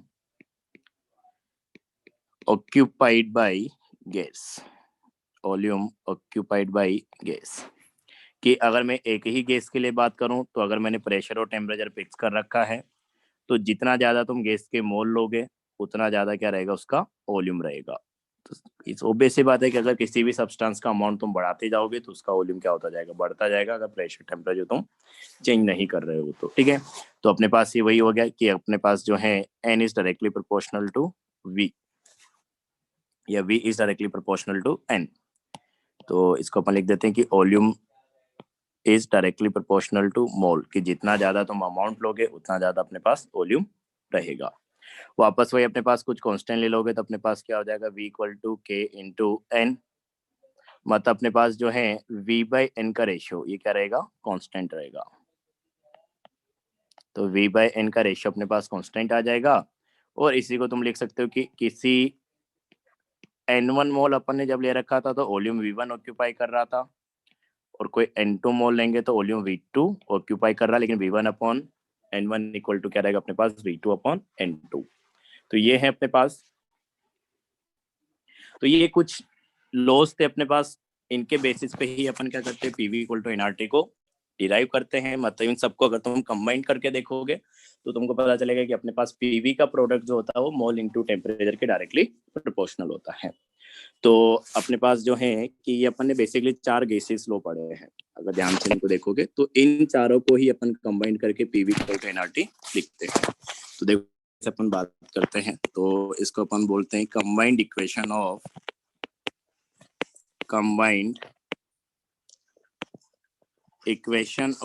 state, combined equation of state. तो अपन ने यहाँ पे क्या किया है, पहली बात तो अपन ने 4 लॉज के बारे में बात किया कि अवोगाद्रोस लॉ, दूसरा अपने पास जो है बॉयल्स लॉ, तीसरा अपने पास जो है चार्ल्स लॉ, और एक अपने पास जो है गैलुसेक लॉ, ये है। ठीक है, तो अवोगाद्रो लॉज में अपन ने बात की कि अपने पास क्या होता है, कांस्टेंट प्रेशर और टेम्परेचर पे जो वॉल्यूम होता है वो मोल के डायरेक्टली प्रोपोर्शनल होता है। बॉयल्स लॉ में अपन ने बोला कि कांस्टेंट टेम्परेचर पे अगर अपन क्या करते हैं, गैस के अमाउंट को फिक्स कर दे, मतलब मोल को भी अपन कांस्टेंट कर दे, तो अपने पास जो है प्रेशर जो है ये इनवर्सली प्रोपोर्शनल होता है किसके, वॉल्यूम के। चार्ल्स लॉ में अपन ने बोला कि अपने पास जो है यहाँ पे अपने पास क्या रहेगा, अगर मैं फिक्स अमाउंट में गैस ले लूं, उसका प्रेशर अगर मैं कांस्टेंट रखूं, तो अगर मैं क्या करता हूं टेम्परेचर बढ़ाता हूं तो वॉल्यूम भी बढ़ता है, मतलब V is directly proportional to T।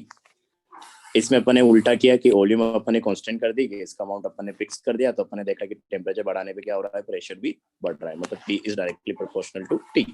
बताइए एक तरीके से 4 अलग एक्सपेरिमेंट परफॉर्म किए गए कि एक बार अपन ने क्या किया, गैस का प्रेशर और टेम्परेचर को कांस्टेंट रखा, और फिर अपन गैस का अमाउंट बढ़ा रहे थे तो वॉल्यूम क्या होता जा रहा था, उसका बढ़ता जा रहा था। बॉयल्स लॉ में अपन ने क्या किया कि टेम्परेचर अपन ने कांस्टेंट रखा, अमाउंट अपन ने फिक्स कर दिया, तो गैस का प्रेशर अगर मैं बढ़ा रहा था तो वॉल्यूम क्या हो रहा था, एक तरीके से कम हो रहा था, मतलब इनवर्सली प्रोपोर्शनल आ गया।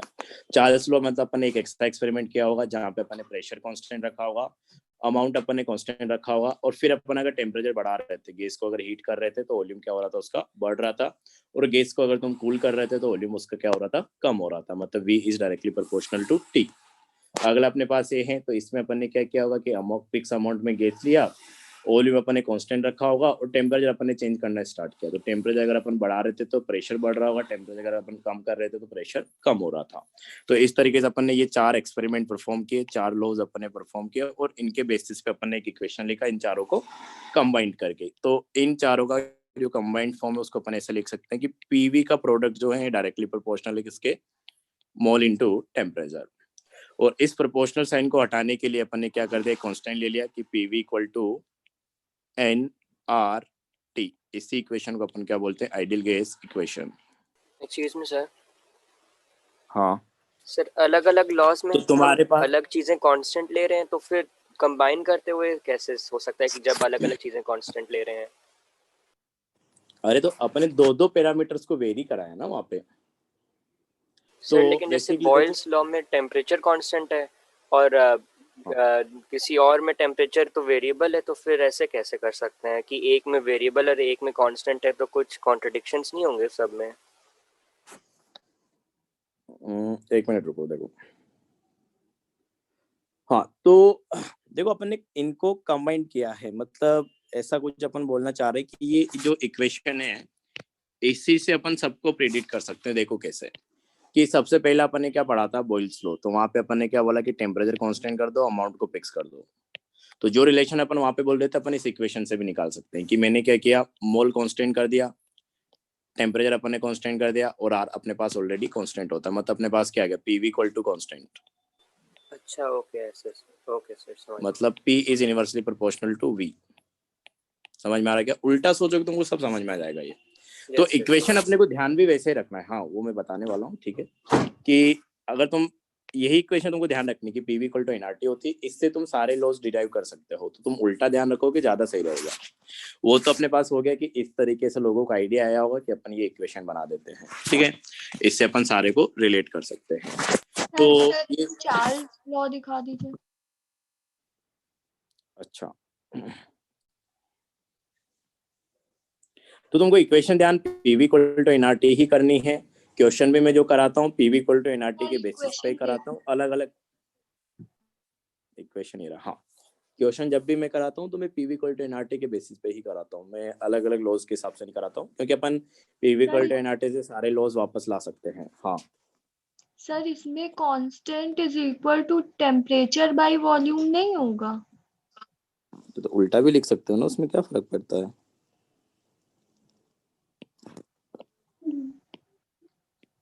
T by V equal to अपने पास क्या आ जाएगा, के आ जाएगा, के अपने पास कांस्टेंट है, तो वी बाई टी भी अपने पास क्या हो जाएगा, 1 बाई के आ जाएगा। तो के अगर कांस्टेंट है तो 1 बाई के भी तो कांस्टेंट रहेगा ना। सर मैंने तो कांस्टेंट लिखा है खाली। लेकिन क्या चीज? इनवर्सली प्रोपोर्शनल हो गया तब तो ये। इनवर्सली प्रोपोर्शनल कैसे हो जाएगा? यहाँ पे मान लो कि इस कांस्टेंट की वैल्यू 2 है तो यहाँ पे 1/2 हो गया, लेकिन इन दोनों का रेशियो है तो कांस्टेंट है ना, मतलब कांस्टेंट की बात कर रहे हैं अभी तो। यस कांस्टेंट कुछ भी हो सकता है वो। हाँ तो ये बोल रहे हैं। हाँ अच्छा, तुम ये बोलना चाह रहे हो कि के बराबर अच्छा टी बाई वी ऐसे आता, ठीक है, उसको कैसे भी लग सकते हो, उससे कोई फर्क नहीं पड़ता उतना। हाँ तो ये अपने पास कुछ 4 लॉस थे जिनको कंबाइन करके अपन पीवी इक्वल टू एनआरटी लेके आते हैं। तो ये बताना ही था, इसका कोई उतना यूज नहीं होता है, और तुमको ये बस रिलेशंस ध्यान रखने हैं, क्योंकि कभी कभी अभी तक तो ऐसा कोई क्वेश्चन पूछा नहीं गया है कि बोयल्स लॉ में क्या बोलते हैं अपन, P is direct inversely proportional to V है, चार्ल्स लॉ में V is directly proportional to T है। मतलब मैंने तभी देखा नहीं है, अभी तक तो कहीं पूछा नहीं गया है, लेकिन फिर भी ध्यान रखना अगर कहीं स्पेसिफिक पूछ ले तो।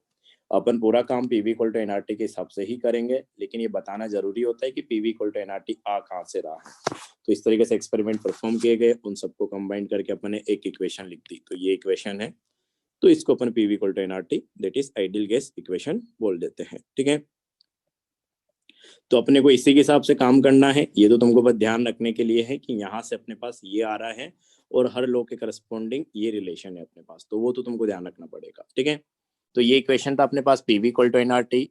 तो इसको अपन देख लेते हैं थोड़ा सा, इसके बारे में अपन बात कर सकते हैं कि पीवी इक्वल टू एनआरटी, इसको अपन बोलते हैं क्या, आइडियल गैस इक्वेशन। वैसे अपन ऑलरेडी बात कर चुके हैं, लेकिन चैप्टर अगर पढ़ रहे हैं तो दोबारा लिख लेते हैं सारी चीजें। तो ये अपने पास एक इक्वेशन है, इसी के बेसिस पे अपने को आगे सारी बात करनी है। तो ये लॉज में तुमको बस वही ध्यान रखना है कि किसके करस्पॉन्डिंग क्या रिलेशन है, बाकी ज्यादा कुछ ध्यान रखने की जरूरत नहीं है, क्योंकि अपने सारे काम इस इक्वेशन से अपन बनाएंगे। हाँ तो ये हो गया अपने पास। तो यहाँ पे अपन बात कर ही चुके हैं कि आर जो अपने पास होता है यूनिवर्सल गैस कांस्टेंट होता है। आर जो है अपने पास यूनिवर्सल गैस कांस्टेंट है।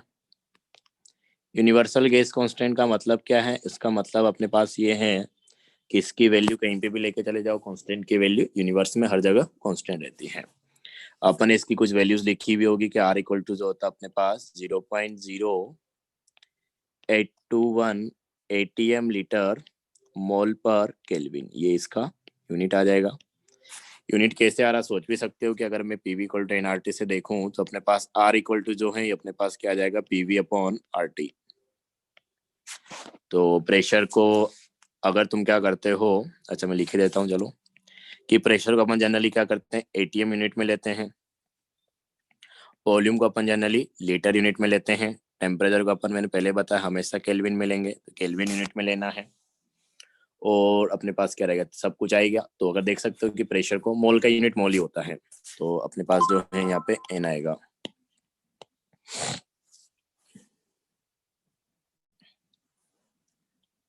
एक मिनट, हाँ तो मोल का यूनिट अपने पास मोल ही होता है, तो ये एन जो है अपने पास इसका यूनिट अगर देखोगे तो अपने पास क्या हो गया, मोल हो गया। तो आर इक्वल टू अपन क्या लिख सकते हैं, पीवी अपॉन एन टी। तो प्रेशर को एटीएम में लोगे, वॉल्यूम को लीटर में लोगे, मोल का यूनिट मोल है और टेम्परेचर का केल्विन है, तो अपने पास यूनिट ही आ जाएगा एटीएम लीटर मोल पर केल्विन। हाँ सर आर की वैल्यू तो 0.08314 होती है ना। अरे आर की वैल्यू भूल गए यार तुम लोग, तो खतरनाक हो गए थोड़ी सी दिनों में। आर अपने पास एक और वैल्यू अपन लिखा था 8.31, ये अपने पास आता है जूल मोल पर केल्विन। जूल मतलब अपने पास जब प्रेशर को अपन लेंगे किसमें, प्रेशर इस केस में अपन प्रेशर लेंगे किसमें, पास्कल में, और वॉल्यूम को अपन लेंगे किसमें, मीटर क्यूब में। टेम्परेचर वापस वही केल्विन में रहेगा। मोल अपने पास जो है,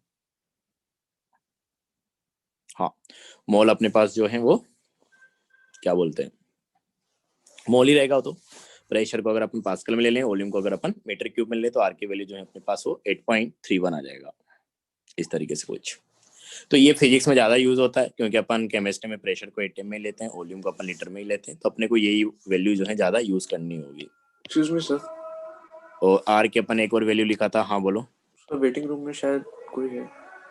हाँ, तो आर का अपन ने एक और वैल्यू लिखा था कि अपने पास क्या होता है, आर इक्वल टू 1.98 यूनिट यहाँ पे कैलोरी हो जाएगा, और ये अपने पास आ जाता है मोल पर केल्विन, और इसी को अपन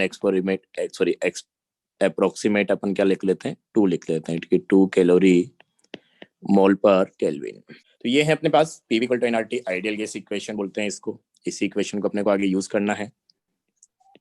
तो ये हो गया अपने पास। तो इस इक्वेशन के बारे में अपन ऑलरेडी बात कर चुके हैं, मैंने एक बार फिर लिख दिया, तो ये सारी चीजें तुमको पता होना चाहिए। कन्वर्जन के बारे में अपन बात कर चुके हैं, प्रेशर वगैरह के बारे में,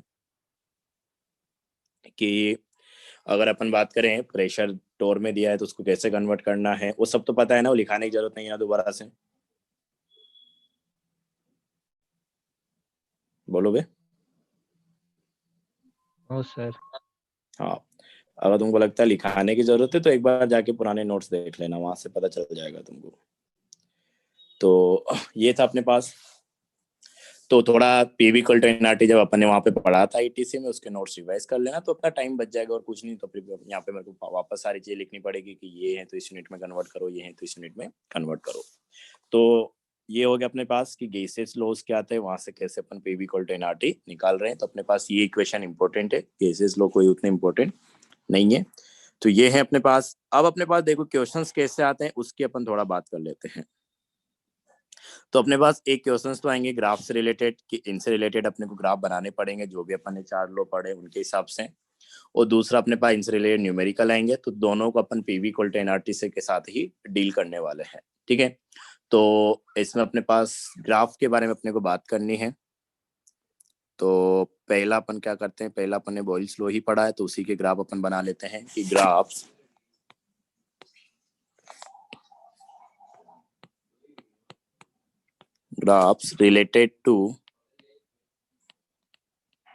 related to बॉयल्स लॉ, कि बॉयल्स लॉ के अपने पास कौन कौन से ग्राफ है, ठीक है। तो बेसिकली अपने पास बॉयल्स लॉ से रिलेटेड ग्राफ बनाएगा। तो अपन ने यहाँ पे क्या बोला था कि बॉयल्स लॉ में अपन बात कर रहे थे कि अपने पास क्या है, कांस्टेंट मोल या कांस्टेंट टेम्परेचर, कि कांस्टेंट एन और टी पे अपन बोल रहे थे कि प्रेशर जो है इनवर्सली प्रोपोर्शनल है अपने पास किसके, वॉल्यूम पे। तो तुमको ये रिलेशन पे ध्यान रखने की जरूरत नहीं है। तुम्हारे पास क्वेश्चन आएगा तो ऐसा कि अपन ग्राफ बना रहे हैं किसके बीच, पी वर्सेस वी के बीच। तो अपने को एक तरीके से पीवी से रिलेटेड ग्राफ पूछे जाएंगे कि अगर तुमको बोल दिया जाए कि अपने को क्या करना है, पीवी कर्व बनाना है।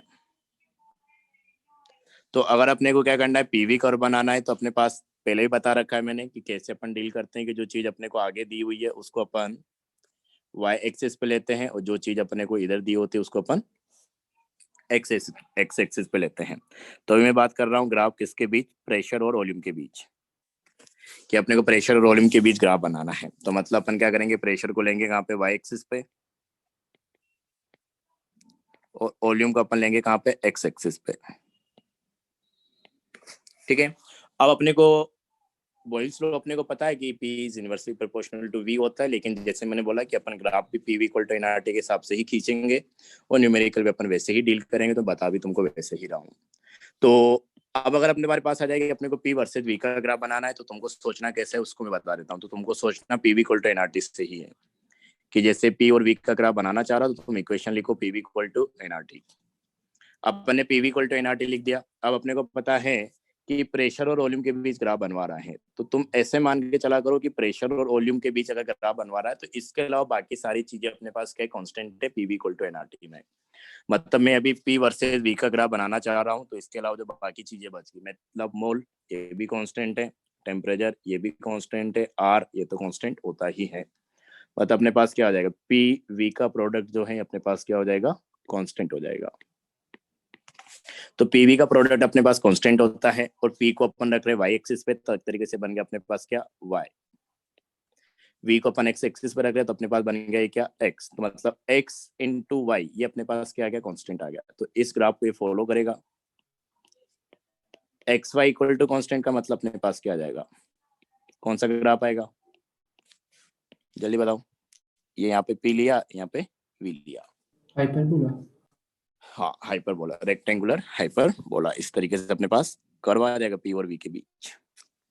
तो मतलब तुमको जिन दो पैरामीटर्स के बीच ग्राफ दिया गया है उन दोनों पैरामीटर्स के अलावा बाकी चीजों को तुम कांस्टेंट मान लो और उनको कांस्टेंट मानते हुए उन दोनों पैरामीटर्स में रिलेशन निकालो, जैसा अपने यहाँ पे किया कि पी और वी के बीच ग्राफ बनाना था तो अपने प्रेशर को ऐसे रखा, वॉल्यूम को ऐसे रखा, बाकी सारी चीजों को अपन ने कांस्टेंट मान लिया।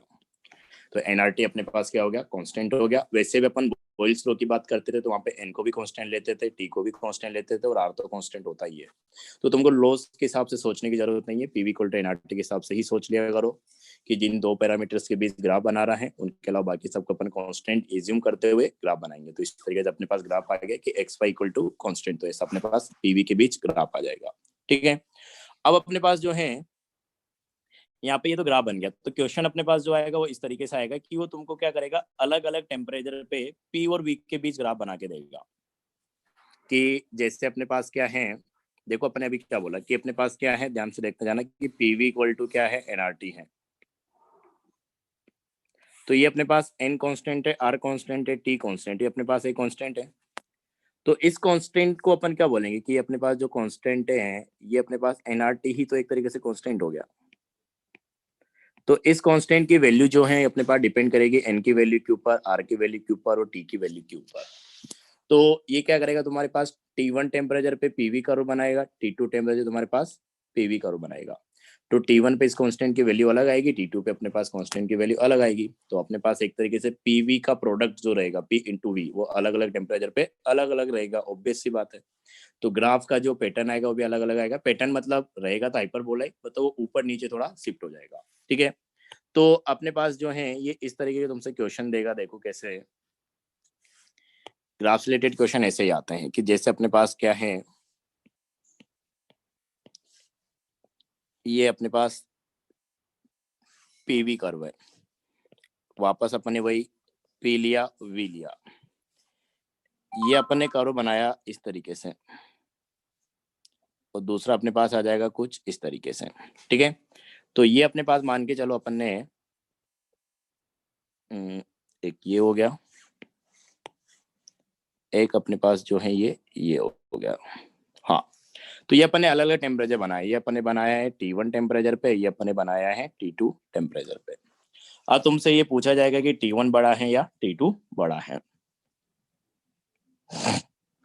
हाँ, तो इसमें अगर अपन देखें तो देखो करना अपने को, तो ये ग्राफ तुमको बना के दिया जाएगा क्योंकि अपने को पता है कि जब अपन पीवी, हाँ जब अपन पीवी कर्व बनाते हैं तो पीवी कर्व बनाते टाइम अपने को पता है कि जो नेचर आता है वो x y equal to constant. तो इस तरीके से अपने पास ग्राफ बनेगा, एक बार अपने T1 पे बनाया, एक बार अपने T2 पे बनाया। तो कंपैरिजन करने के काफी सारे तरीके होते हैं, लेकिन अपन एक तरीके को फॉलो करेंगे कि तुम क्या करो कि इन दोनों ग्राफ में क्या करो, एक पैरामीटर को कांस्टेंट कर दो। इसके लिए अपन क्या करेंगे, मान लो कि मैंने इस तरीके से ये एक वर्टिकल लाइन खींच दी। तो इसका मतलब क्या है कि इस लाइन पे ये ग्राफ का जो ये पॉइंट है यहाँ पे वॉल्यूम कुछ रहेगा ये V, और इस ग्राफ पे भी वॉल्यूम अपने पास क्या रहेगा, V ही रहेगा। तो एक तरीके से मैंने क्या किया,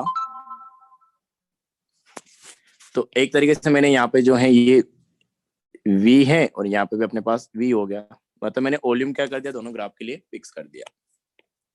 तो इस तरीके तुमको क्या करेगा, तो हॉरिजॉन्टल लाइन खींच लो या फिर वर्टिकल लाइन खींच दो इस तरीके से। तो ये लाइन खींचने से क्या हुआ कि दोनों ग्राफ पे अपन सेम वॉल्यूम के बात कर रहे हैं।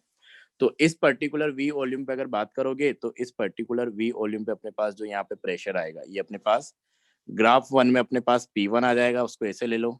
और इस पर्टिकुलर वॉल्यूम पे जो अपने पास प्रेशर आएगा ग्राफ 2 पे, ये अपने पास मान लो कि P2 आ जाएगा। मतलब T1 टेम्परेचर पे इस ग्राफ के करस्पॉन्डिंग अपन प्रेशर की बात करें तो P1 है, T2 टेम्परेचर अपने पास जो प्रेशर है ये अपने पास क्या है, P2 है, और वॉल्यूम अपन ने सेम ले लिया दोनों ग्राफ के लिए। अब तुम पीवी इक्वल टू एनआरटी से अगेन सोचो, हर चीज तुमको पीवी इक्वल टू एनआरटी से देखना है। अब की बार अपन ने क्या किया कि दोनों ग्राफ के लिए वॉल्यूम सेम कर दिया, अमाउंट तो फिक्स ही रहेगा क्योंकि अपने पास एक ही सैंपल के लिए बात हो रहा है, अलग अलग टेम्परेचर अपने ग्राफ खींचा है तो मोल फिक्स है, आर अपने पास ऑलरेडी कांस्टेंट होता है। तो अपने को यहाँ से पता चल जाएगा कि P is directly proportional to T है। अब अगर P2 बड़ा है, क्योंकि यहाँ पे अपने को दिख रहा है कि अपने पास P2 जो है ऊपर में ग्राफ है और P1 जो है अपने पास ये नीचे है, तो यहाँ से अपने को डायरेक्ट दिख जाएगा इस एक्सिस से कि P2 जो है अपने पास ये बड़ा है P1 से। तो अपने पास यहाँ से ये भी दिख रहा है कि P is directly proportional to T। तो P2 अगर बड़ा है तो T2 भी अपने पास क्या रहेगा, बड़ा रहेगा, क्योंकि P directly proportional to T है, तो T2 is greater than T1। ये समझ में आया क्या? सर ये हम लोग तो गे-लुसाक लॉ से भी तो बोल सकते हैं कि T is directly proportional to pressure. तो वही तो मैं बोल रहा हूँ कि वो चीज अपने को याद नहीं रखनी है, तो PV इक्वल टू NRT के हिसाब से अपने ऐसे सोचेंगे। बोल तो वैसे ही रहे हैं। तो मैंने अभी क्या बोला था कि PV इक्वल टू NRT के हिसाब से अपन ग्राफ बनाएंगे। तो ग्राफ बनाने के लिए मैंने क्या बोला कि जब भी अपने को ग्राफ बनाना होगा दो पैरामीटर्स के बीच में, तो बाकी पैरामीटर्स को अपन कांस्टेंट करके उनमें रिलेशन निकालेंगे कि किस तरीके से रिलेशन आएगा उनमें, और उस रिलेशन के हिसाब से अपन ग्राफ बना देंगे। तो एक तो अपन ये ग्राफ बनाना सीखा, ठीक है। दूसरा मैं बोल रहा हूँ कि जब अपने पास इस तरीके से क्वेश्चन आएगा कि अपने पास ग्राफ बना दिया है उसने और अलग अलग टेम्परेचर पे सेम सैंपल के लिए गैस बना के दिया है, और अपने को जब टेम्परेचर कंपेयर करना होगा तो अपन ने क्या किया कि कोई एक पैरामीटर फिक्स कर दिया। जैसे यहाँ पे अपन ने ये लाइन ड्रॉ करके अपन ने वॉल्यूम कांस्टेंट कर दिया, और इस वॉल्यूम के करस्पॉन्डिंग इस ग्राफ पे ये पॉइंट आ रहा था और यहाँ पे ये पॉइंट आ रहा है, ठीक है। अब अपने पास वॉल्यूम कांस्टेंट कर दिया अपन ने, तो वो अगर तुमको याद नहीं रहेगा तब भी तुम PV इक्वल टू NRT से बता सकते हो, क्योंकि ये तो याद ही रखना है ना। मैंने बोला था कि उतना इंपॉर्टेंट नहीं है, वो अपन सिर्फ इसीलिए पढ़े हैं कि अपने को पता होना चाहिए कि PV इक्वल टू NRT कहाँ से आ रही है, बस। तो ये है अपने पास। तो अपन ने देखा कि इस वॉल्यूम पे अपने पास T1 के करस्पॉन्डिंग प्रेशर यहाँ पे आ रहा है P1, और इसी वॉल्यूम पे करस्पॉन्डिंग अपन इस ग्राफ की बात कर रहे हैं, सेकंड ग्राफ की T2 टेम्परेचर जो बना रखा है उसके लिए अपने पास प्रेशर आ रहा है क्या, P2। और इस ग्राफ से अपने को साफ दिख रहा है कि P2 ऊपर है P1 नीचे है, मतलब P2 is greater than P1 है। और PV इक्वल टू NRT से अगर प्रेशर और टेम्परेचर को आपस रिलेट करते हैं अपन, तो प्रेशर डायरेक्टली प्रोपोर्शनल होता है किसके, टेम्परेचर के। मतलब अपने पास क्या है, अगर P2 is greater than P1 है तो T2 इज ग्रेटर देन अपने पास क्या रहेगा, T1 रहेगा। क्लियर है क्या ये? तो हाँ, तो ओके, तो इस हिसाब से अपने को सोचना होगा। तो या तो तुमसे ग्राफ बनाने को बोला जाएगा या अलग अलग टेम्परेचर पे, मतलब अलग अलग पैरामीटर पे ऐसे बना के तुमसे कंपेयर करने को बोला जाएगा। तो ये हो गया अपने पास। इसी तरीके से अपन एक ग्राफ बनाते हैं कि अपने को ग्राफ बनाने को बोला जाए कि अपने को अभी ग्राफ बनाना है किसके बीच। एक तो हो गया कि P वर्सेस V का ग्राफ बनाना है, दूसरा अपने पास आ गया कि अपने को P वर्सेस 1/V इसका अपने को ग्राफ बनाना है। तो P वर्सेस 1/V का अपने ग्राफ बनाना है, तो वही सोचने का तरीका रहेगा वापस PV इक्वल टू NRT से। एक बार फिर मैं बता दे रहा हूँ कि अपने पास क्या है, PV इक्वल टू NRT। तो अपन अभी ग्राफ बना रहे हैं किस किस के बीच, प्रेशर और 1/V, मतलब 1 वॉल्यूम। तो P और V की अपन बात कर रहे हैं एक तरीके से, मतलब पैरामीटर अपने पास प्रेशर और वॉल्यूम है। तो प्रेशर और वॉल्यूम के अलावा अपने को मोल कांस्टेंट लेना है, R कांस्टेंट लेना है और टेम्परेचर कांस्टेंट लेना है। तो अपने पास एक तरीके से आ गया कि PV का प्रोडक्ट जो है एक तरीके से कांस्टेंट है। तो इसमें तुमको ध्यान रखने की जरूरत नहीं पड़ रही ना कि अपन बॉयल्स लॉ की बात कर रहे हैं, और वो अपने को उतना ध्यान भी नहीं रखना है। तो मैं ये बोल रहा हूँ कि अपने को अभी दो पैरामीटर्स के बीच ग्राफ खींचना था, प्रेशर और 1/वॉल्यूम, प्रेशर और 1/V। मतलब P और V की अपन बात करना चाह रहे हैं, तो P और V के अलावा अपन ने बाकी पैरामीटर्स, मोल, R तो कांस्टेंट होता है, टेम्परेचर, इनको कांस्टेंट ले लिया, मतलब PV का प्रोडक्ट अपने पास कांस्टेंट होता है। लेकिन अभी अपने को क्या करना है, P अपन ने पहले ले रखा है, मतलब इसको अपन Y एक्सिस पे लेंगे, 1/V अपन ने बाद में ले रखा है, मतलब इसको अपन X एक्सिस पे लेंगे। तो पहले अपन इस इक्वेशन को P और 1/V की फॉर्म में बनाना पड़ेगा। तो इसको मैं ऐसे लिख सकता हूँ अभी थोड़ा अरेंज करके, P इक्वल टू अपने पास आ जाएगा, कांस्टेंट को लिख लो K इंटू 1/V।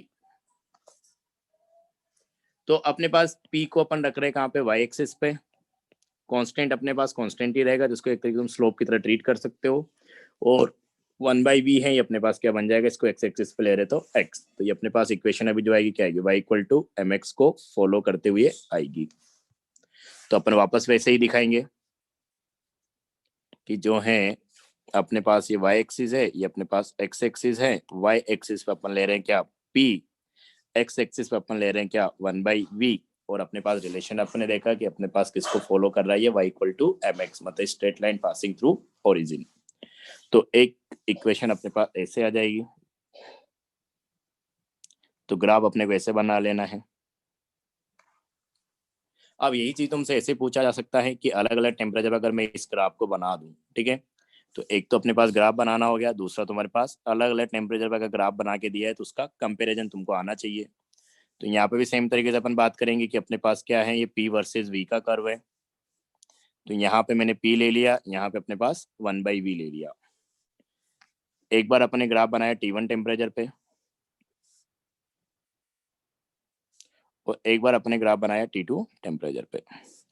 तो ये T1 टेम्परेचर पे है, ये अपने पास T2 टेम्परेचर पे है। अब अपने को क्या करना है, कंपेयर करना है। तो कंपेयर करने के लिए अपन अगेन वही चीज करेंगे सेम, कि क्या करो, एक लाइन खींच दो इस तरीके से। तो इस लाइन पे जो इस ग्राफ पे पॉइंट आएगा, दैट इज दिस पॉइंट, इस पॉइंट के करस्पॉन्डिंग वॉल्यूम अपने पास यहाँ पे कुछ आएगा 1/V। यहाँ पे भी अपने पास 1/V की वैल्यू कुछ आएगी इसी पॉइंट के करस्पॉन्डिंग। मतलब अपने 1/V सेम कर दिया दोनों के लिए, 1/V सेम कर दिया मतलब V सेम कर दिया।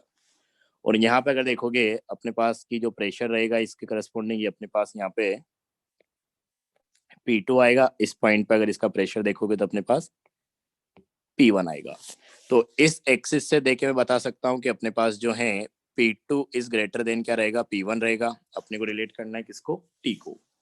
तो यहाँ पे अपन ने क्या किया, दोनों ग्राफ के लिए दोनों कंडीशन में अपन ने V को सेम किया है। 1/V को सेम करने का मतलब क्या हो गया, V सेम हो गया। तो वापस तुमको PV इक्वल टू nRT से देखना है अगेन। वो तुमको डायरेक्ट भी दिख जाएगा कि अगर अपन वॉल्यूम को सेम कर देते हैं, मोल अपने पास फिक्स है, R अपने पास फिक्स है, तो P is directly proportional to T रहेगा अगेन, ठीक है। तो जहाँ पे प्रेशर ज्यादा है वहाँ पे टेम्परेचर भी अपने पास ज्यादा रहेगा। मतलब यहाँ पे भी सेम तरीके से रिलेशन आ जाएगा कि अगर P2 is greater than P1 है, इसका मतलब अपने को पता है कि T2 is greater than T1 रहेगा। तो अगर तुम ये डायरेक्ट सोच पाते हो कि प्रेशर के टेम्परेचर डायरेक्टली प्रोपोर्शनल, तो अच्छी बात है। और नहीं सोच पाते तो PV इक्वल टू nRT से सोच लो इस तरीके से।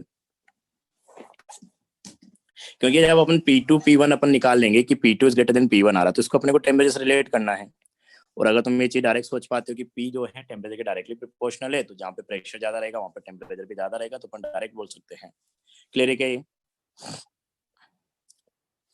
अरे समझ में आए? Yes sir. चलो, तो ऐसे तुमको बनाना है। तो ये अपने पास P वर्सेस V हो गया, P वर्सेस 1/V हो गया। इसी तरीके से अपने को कुछ ग्राफ बनाने पड़ेंगे, और लोग में भी ग्राफ बनवा लेता है, तो उसकी भी अपन बात कर लेते हैं। देखो किस तरीके से। तो ग्राफ तो कुछ ही बना सकता है, बनवा सकता है तुमसे, बस तुमको रिलेट करना आना चाहिए। जैसे मैं एक ग्राफ बना देता हूँ कि अपने को बनाना है graph between log P versus log 1/V। इसका अपने को ग्राफ बनाना है, ठीक है। तो log P versus log 1/V अपने को करना है। तो अपने पहले क्या ले रखा है, P ले रखा है log P, तो इसको y एक्सिस पे लेंगे। इधर अपने बाद में 1/V ले रखा है log 1/V, तो इसको x एक्सिस पे लेंगे। तो अगेन सोचने का तरीका अपने पास वही, PV इक्वल टू nRT से अपने को जाना है। तो अगर PV इक्वल टू nRT से अपन देखें, तो जैसे तुम्हारे पास आए कि इन दो पैरामीटर्स के बीच तुमको ग्राफ बनाना, तो सबसे पहले PV इक्वल टू nRT लिखना है। तो PV इक्वल टू nRT अपने को पता है कि log P और log 1/V है, मतलब अपने को दो पैरामीटर की बात करनी, प्रेशर और वॉल्यूम। इसके अलावा बाकी सबको कांस्टेंट ले लो। तो n को कांस्टेंट लेना है, r को कांस्टेंट लेना है, t को कांस्टेंट लेना है। तो अपने पास PV इक्वल टू एक तरीके से क्या आ गया, कांस्टेंट। तो PV इक्वल टू अपने पास कांस्टेंट आ गया, मतलब PV इक्वल टू कुछ कांस्टेंट के रहेगा अपने पास, depending on value of mole और टेम्परेचर। तो मैं यहाँ से लिख सकता हूँ कि अपने पास जो है, क्योंकि अपने को प्रेशर P रखना है, वॉल्यूम को अपने को 1/V बनाना है, तो अभी तो वॉल्यूम अपने पास V ही है। तो V को अगर उधर ले जाओगे तो अपने पास क्या बन जाएगा कि P इक्वल टू कुछ कांस्टेंट के डिवाइडेड इंटू 1/V या डिवाइडेड बाई P। तो ये अपने पास आ गया। अब अपने को log लेना पड़ेगा दोनों तरफ, क्योंकि अपने को ग्राफ बनाना है log P versus log 1/V। तो ये सब तो तुम्हारे पास सोचने से आ जाएगा कि दोनों तरफ अगर मैं log ले लूँ, तो अपने पास ये बन जाएगा log P equal to log K into 1/V। तो log K इंटू 1/V, तो अपने को तो 1/V तो अलग चाहिए था, log 1/V। तो एक तरीके से क्या हो जाएगा, log x इंटू वाई। तो log x इंटू वाई को अपन क्या लिख सकते हैं, log x plus log y। तो अपन इसको ऐसे भी लिख सकते हैं कि अपने पास जो है log P equal to log 1/V plus log K। देखो ये बॉयल्स लॉ के ग्राफ में सारे मैं बनवा दे रहा हूँ, बाकी मैं तुमको दूंगा बनाने के लिए, तो तुमको बनाने पड़ेंगे जिस तरीके से बता रहा हूँ उसी तरीके से। हाँ, तो ये एक लॉ से रिलेटेड मैं सारे ग्राफ खुद से बना दे रहा हूँ, बाकी तुम सोचना, मैं लिख के भेज दूंगा तुमको, तो बना के लेके आना, फिर अपन अगली क्लास में डिस्कस करेंगे। हाँ, तो अपने को ग्राफ तो ये बनाना था कि log p के versus log 1/v, log p versus log 1/v। इसको अपने को y एक्सिस पे लेना है, तो अपने पास एक तरीके से y हो गया, इक्वल टू इसको x एक्सिस पे लेना है तो ये x हो गया। इसके आगे कुछ है नहीं, मतलब स्लोप जो रहेगा वो 1 ही रहेगा, प्लस log k, तो k कुछ कांस्टेंट था, तो log k भी अपने पास क्या हो जाएगा, कांस्टेंट हो जाएगा, तो अपने पास c, तो y equal to mx plus c, और m अपने पास क्या रहेगा, 1 रहेगा। तो अपने पास जो इक्वेशन आएगी क्या आएगी, y equal to mx plus c। तो अब अपने पास जब इक्वेशन आ गई अपने को, तो देखो सेम तरीके से अपने पास यहाँ भी सोचा है, तो ये अपने पास क्या हो जाएगा, p axis, sorry log p axis that is y axis. तो यहाँ पे अपन ले रहे हैं क्या, log p, ये अपने पास हो जाएगा log 1/v। अपने देखा इक्वेशन किसको फॉलो कर रहा है, ये y equal to mx plus c। तो y equal to mx plus c अगर बनाओगे तो कुछ इस तरीके से तुम्हारे पास ये इक्वेशन आ जाएगी, इस तरीके से, मतलब ग्राफ आ जाएगा इक्वेशन को फॉलो करते हुए। और ये अपने पास जो इंटरसेप्ट है c, ये कांस्टेंट ही रहेगा, ऑब्वियस सी बात है कि मोल भी एक कांस्टेंट पॉजिटिव वैल्यू है, सॉरी जो c है अपने पास पॉजिटिव ही रहेगा, क्योंकि लोग जो है अपने पास उसके अंदर जो n है वो भी पॉजिटिव है, r भी पॉजिटिव है, और टेम्परेचर भी पॉजिटिव ही है, तो इस इंटरसेप्ट जो है पॉजिटिव ही आएगा। तो ये अपने पास क्या होगा, एक तरीके से इंटरसेप्ट लॉग, इसको अपन बोलेंगे nRT, क्योंकि जो अपने पास k बेसिकली क्या है, nRT तो है, यहाँ पे देख सकते हो कि अपने पास जो ये nRT था, इसी को अपन ने कांस्टेंट बोला है, और इसी कांस्टेंट को अपन k लिख रहे हैं। तो अपने पास से जो log k है बेसिकली क्या है, log nRT। तो ये अपने पास आ जाएगा इंटरसेप्ट। स्लोप अपन बात कर ही रहे हैं कि अपने पास थीटा क्या हो जाएगा, 45 हो जाएगा, क्योंकि अपने पास जो m है वो क्या है, 1 है, तो थीटा अगर दिखाओगे तो यहाँ पे 45 डिग्री हो जाएगा। तो इस तरीके से अपने पास ये आ जाएगा, ठीक है। अब अगर अपने को अलग अलग टेम्परेचर पे ग्राफ बनाना है, तो अभी देखो टेम्परेचर का रोल जो आ रहा है अपने पास वो इंटरसेप्ट में आ रहा है। इससे पहले अपने पास जो टेम्परेचर का रोल आ रहा था अपने पास कांस्टेंट में चला जा रहा था, जो ये k था किस में जा रहा था, कांस्टेंट में जा रहा था, तो अपन वैसे लाइन खींच के निकाल रहे थे। यहाँ पे भी अपने पास जो कांस्टेंट एक तरीके से स्लोप ही बन जा रहा था, ठीक है। यहाँ पे अपने पास जो है ग्राफ देखो ऐसा कुछ आएगा बन के कि log p और log 1/v है, तो अगर अलग अलग टेम्परेचर अपन ग्राफ बना रहे तो ऐसा कुछ आएगा, देखो कि ये अपने पास यहाँ पे log p ले लिया, इधर अपन ने log 1/v ले लिया, यहाँ पे अपने पास log p है, और यहाँ पे अपने पास जो है ये log 1/v है, ठीक है। तो देख सकते हो अपने पास कि ये जो है इंटरसेप्ट अपने पास log k है, जिसमें अपने पास k क्या है, nRT। तो अलग अलग टेम्परेचर अपने पास जो है इंटरसेप्ट जो आएगा वो अलग अलग आएगा। वैसे ग्राफ तुमको बना के दिया जाएगा तो तुमको उसमें ज्यादा कुछ सोचने की जरूरत नहीं है, ठीक है। अब अगर अपन देखें तो दो ग्राफ तुमको ऐसे दे दिए जाएंगे, ये हो गया अपने पास, ये T1 टेम्परेचर पे है, ये अपने पास T2 टेम्परेचर पे है, ये अपने पास T1 टेम्परेचर पे है, ये अपने पास जो है T2 टेम्परेचर पे है। अब तुमको वही T1 और T2 क्या करना है, कंपेयर करना है।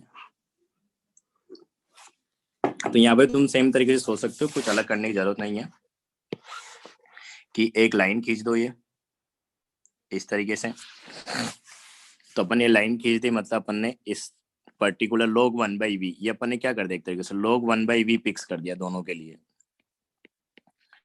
तो log 1/v को पिक्स कर दिया मतलब 1/v को पिक्स कर दिया, 1/v को पिक्स कर दिया मतलब v को पिक्स कर दिया, वो वैल्यू कुछ भी रहे। तो ये पर्टिकुलर वैल्यू है log 1/v की, उसमें ये पॉइंट आ रहा है, और इस ग्राफ पे अपने पास ये पॉइंट आ रहा है। सर T2 बड़ा होगा? हाँ, सेम तरीके से T2 बड़ा होगा, एकदम सही सोच रहे हो। तो वही अपने को हर केस में वही करना है, ठीक है। ग्राफ तुमको बना के दिया जाएगा, और अगर अपने पास जो है इस पे देखोगे तो वॉल्यूम तो अपन ने सेम करी थी, तो इस पर्टिकुलर वॉल्यूम के करस्पॉन्डिंग यहाँ पे वैल्यू जो आएगी log P2 आएगा, यहाँ पे अपने पास जो आएगा log P1 आएगा। यहाँ पे अपन बोल सकते हैं कि log P2 is greater than log P1 है, तो log P2 is greater than log P1 है, इसका सिंपल सा मतलब अपने पास क्या है कि P2 is greater than P1 रहा होगा, P2 is greater than P1 रहा होगा तो वापस वही अपने पास PV इक्वल टू nRT से सोच सकते हो कि P is directly proportional to T। तो अब की बार मैं डायरेक्ट लिख दे रहा हूँ या पूरा लिख लेते हैं, चलो छोड़ो, कि PV इक्वल टू nRT। तो वॉल्यूम log 1/v अपन ने फिक्स किया है दोनों ग्राफ के लिए, मतलब 1/v फिक्स कर दिया। 1/v फिक्स करने का मतलब वॉल्यूम अपने कांस्टेंट कर दिया, मोल कांस्टेंट ले रहे हैं, r अपन कांस्टेंट ले रहे हैं, मतलब P is directly proportional to T। तो अपने पास क्या है, P2 is greater than P1 है और दोनों डायरेक्टली प्रोपोर्शनल है, इसका मतलब T2 is greater than T1 रहेगा। तो सोचने का तरीका हर जगह वही रहेगा। तो इसी तरीके के क्वेश्चन आते हैं, तुमको ग्राफ बनाने को बोला जाएगा या तुमको फिर अलग अलग टेम्परेचर पे देके ग्राफ कंपैरिजन बोला जाएगा। तो ऐसे तुमको सोचना है, ठीक है। एक और लास्ट ग्राफ अपन ले लेते हैं, तो ये बॉयल्स लॉ के ग्राफ तो कंप्लीट हो जाएंगे। तो देख सकते हो अपन ने ना तो ग्राफ बनाने के लिए बॉयल्स लॉ का हेल्प लिया है, ना ही अपन ने कंपैरिजन के लिए बॉयल्स लॉ का हेल्प लिया है। अपन सारी चीजें PV इक्वल टू nRT से ही डील करेंगे, क्योंकि उसमें मेरे हिसाब से एक तो चारों लॉज को अलग अलग याद करना मुश्किल है, क्योंकि वो कंफ्यूजिंग है, कहाँ पे किसको कांस्टेंट लिया है किसको नहीं लिया है। और अगर उसको तुम याद भी कर लोगे तो तुम्हारे पास उतना कोई यूजफुल नहीं है। PV इक्वल टू nRT से ही अपना सारा काम बन जाता है। तो अपन आगे भी वही यूज करनी है, तो उसी को यूज करते हैं ग्राफ बनाने के लिए भी, न्यूमेरिकल करने के लिए भी। बस अपने सोचने की अप्रोच थोड़ी सी अलग करनी है बाकी लोगों से, तो अपन कर ही रहे हैं कि कैसे अपने को सोचना है और कैसे अपने को कंपैरिजन करना है। तो ये हो गया अपने पास। नेक्स्ट अपने पास ऐसा ही अपन एक और ग्राफ बनाते हैं, इसमें लास्ट ग्राफ है। तो ग्राफ को तुमको कुछ भी दे सकता है, बस तुमको सोचना है कि कैसे अपने को बनाना होगा। कि जैसे अगर अपन बात करें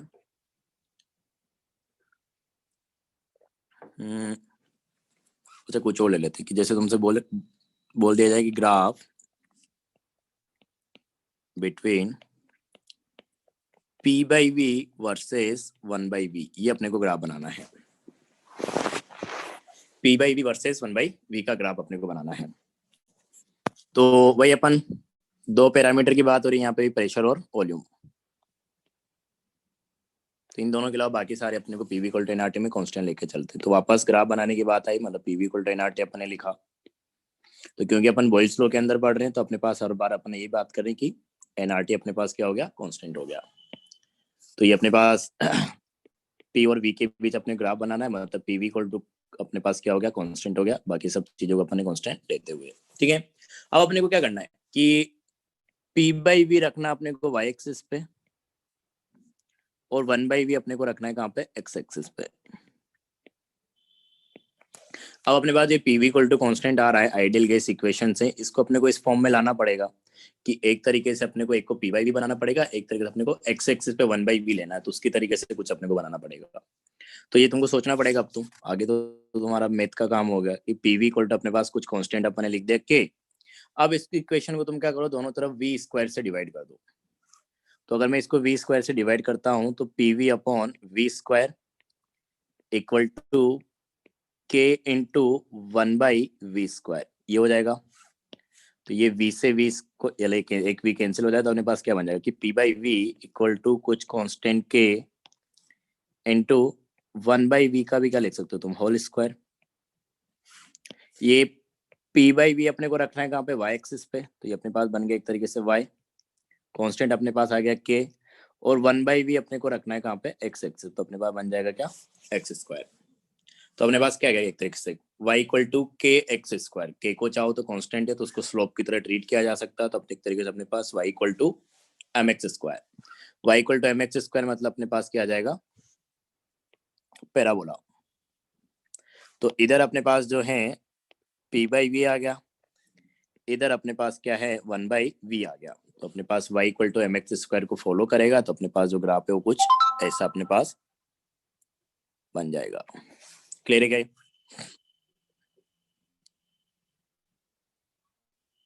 अरे समझ में आया? Yes sir, yes sir. तो इस तरीके तुमको सोचने होंगे ग्राफ बनाने के लिए। ग्राफ को किसी के बीच भी दे सकता है, जैसे अपने यहाँ पे P/V और 1/V कर लिया, और तुमको PV इंटू V दे सकता है, PV इंटू P दे सकता है।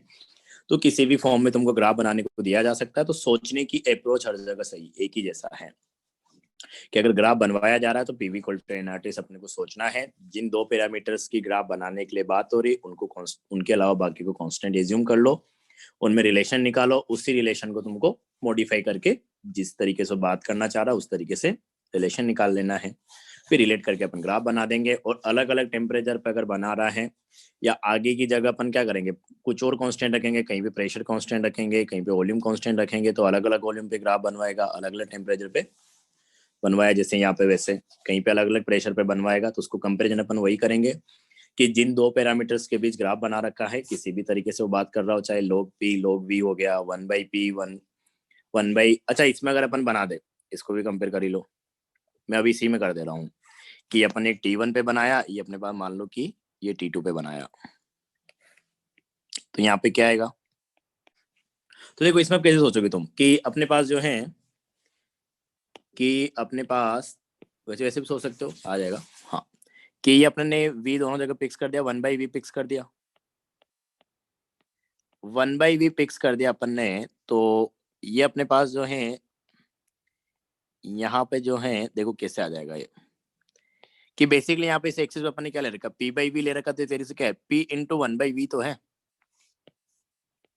तो इस पॉइंट पे और इस पॉइंट पे 1/v तो सेम है। अगर इस पॉइंट और इस पॉइंट पे 1/v सेम है, और अगर अपन बोल रहे कि p/v का रेशियो जो है वो यहाँ पे बड़ा है और यहाँ पे छोटा है, मतलब यहाँ पे p2 ज्यादा रहा होगा और यहाँ पे p1 जो है वो कम रहा होगा। अच्छा उल्टा लिया है क्या अपन ने, टेम्परेचर यहाँ पे T1 है, यहाँ पे T2 है, तो इसके करेस्पॉन्डिंग जो प्रेशर अपने पास P1 वो बड़ा रहा होगा और ये P2 अपने पास जो है छोटा रहा होगा। ये समझ में आएगा तुमको कि अपन ने 1/v फिक्स किया है, तो इस पॉइंट पे 1/v, इस पॉइंट पे 1/v की वैल्यू तो अपने पास सेम है।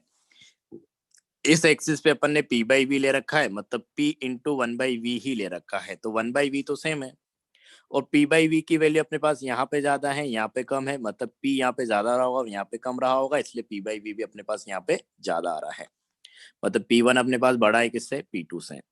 तो यहाँ पे अपने पास क्या लिखेगी कि p1 is greater than p2, वापस वही बात कि p is directly proportional to t, इसका मतलब t1 is greater than t2। Clear है क्या? Yes sir. Yes sir. तो इस तरीके से तुमको ग्राफ बना के कंपैरिजन करना है। तो बॉयल्स लॉ में तुम चाहो तो कितने भी ग्राफ बना सकते हो, लेकिन अपन ने अच्छी खासी 4-5 क्वेश्चंस कर लिए हैं, तो इतने सफिशिएंट है। ऐसे 3-4 एग्जांपल अपन हर से रिलेटेड लेंगे तो अच्छी खासी अपनी प्रैक्टिस हो जाएगी।